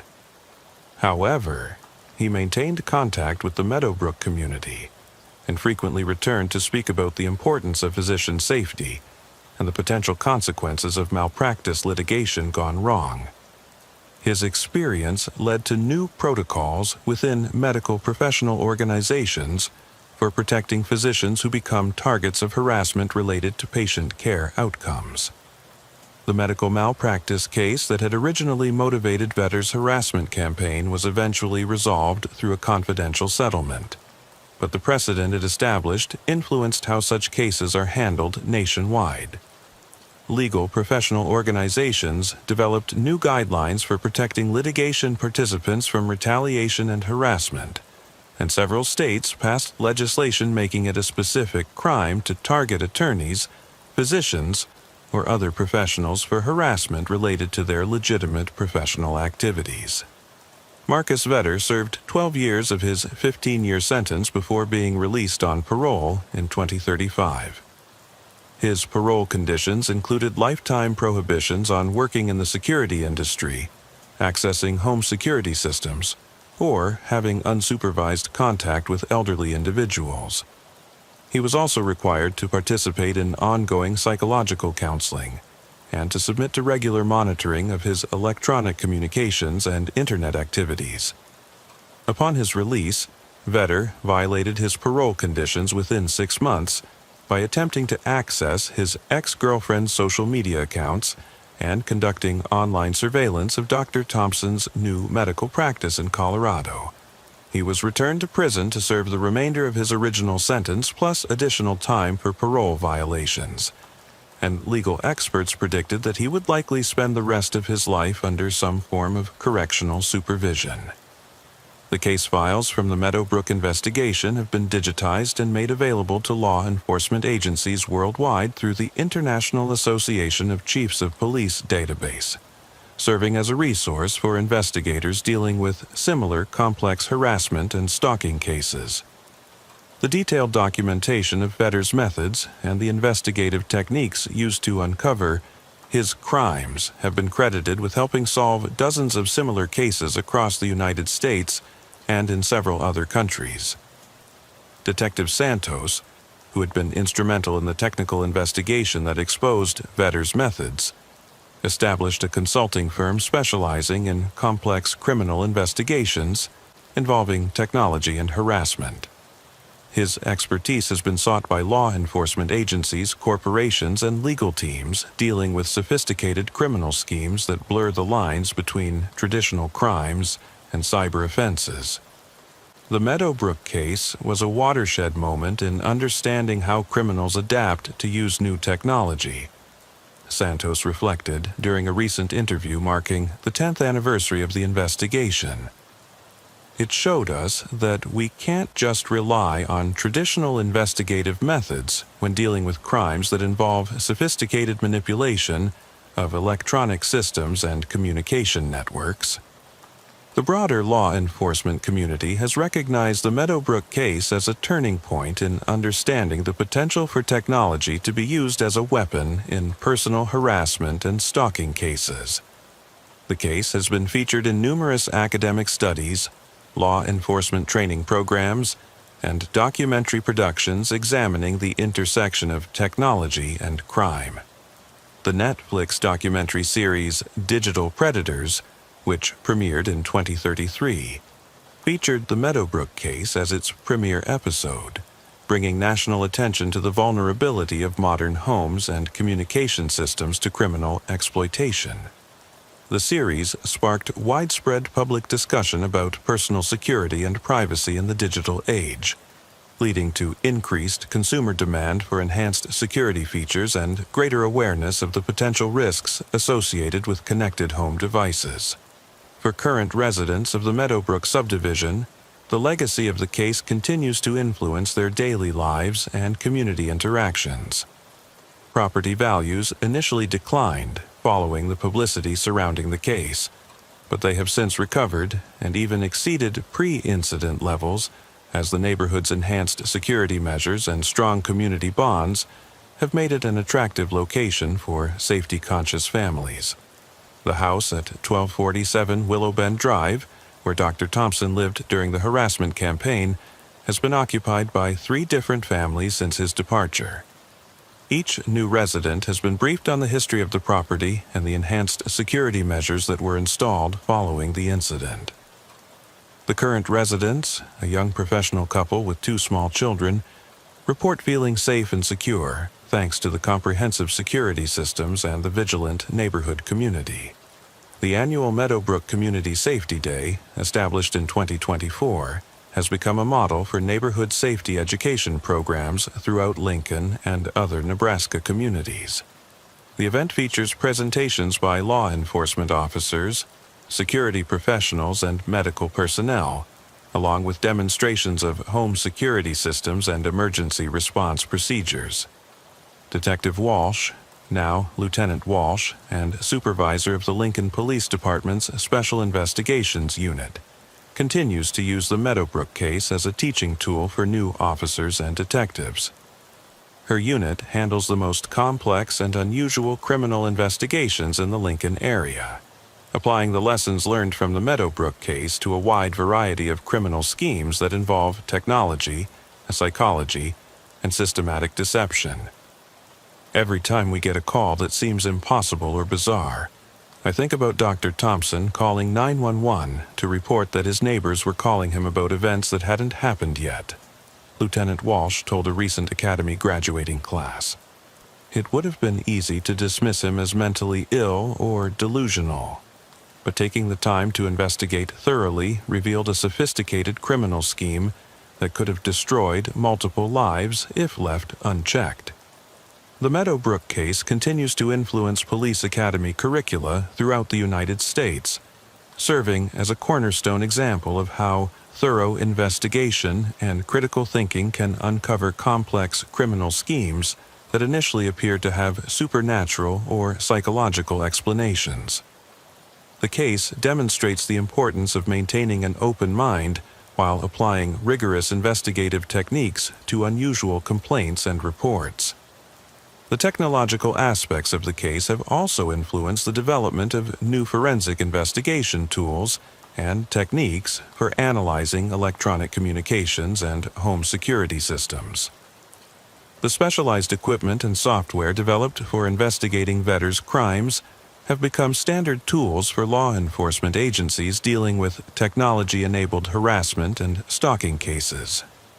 As Lieutenant Walsh approaches retirement after a distinguished career largely defined by her handling of the Meadowbrook case, she reflects on the lessons learned and the changes that have occurred in law enforcement since that October morning, when Dr. Thompson called 911 to report receiving impossible phone calls from his neighbors.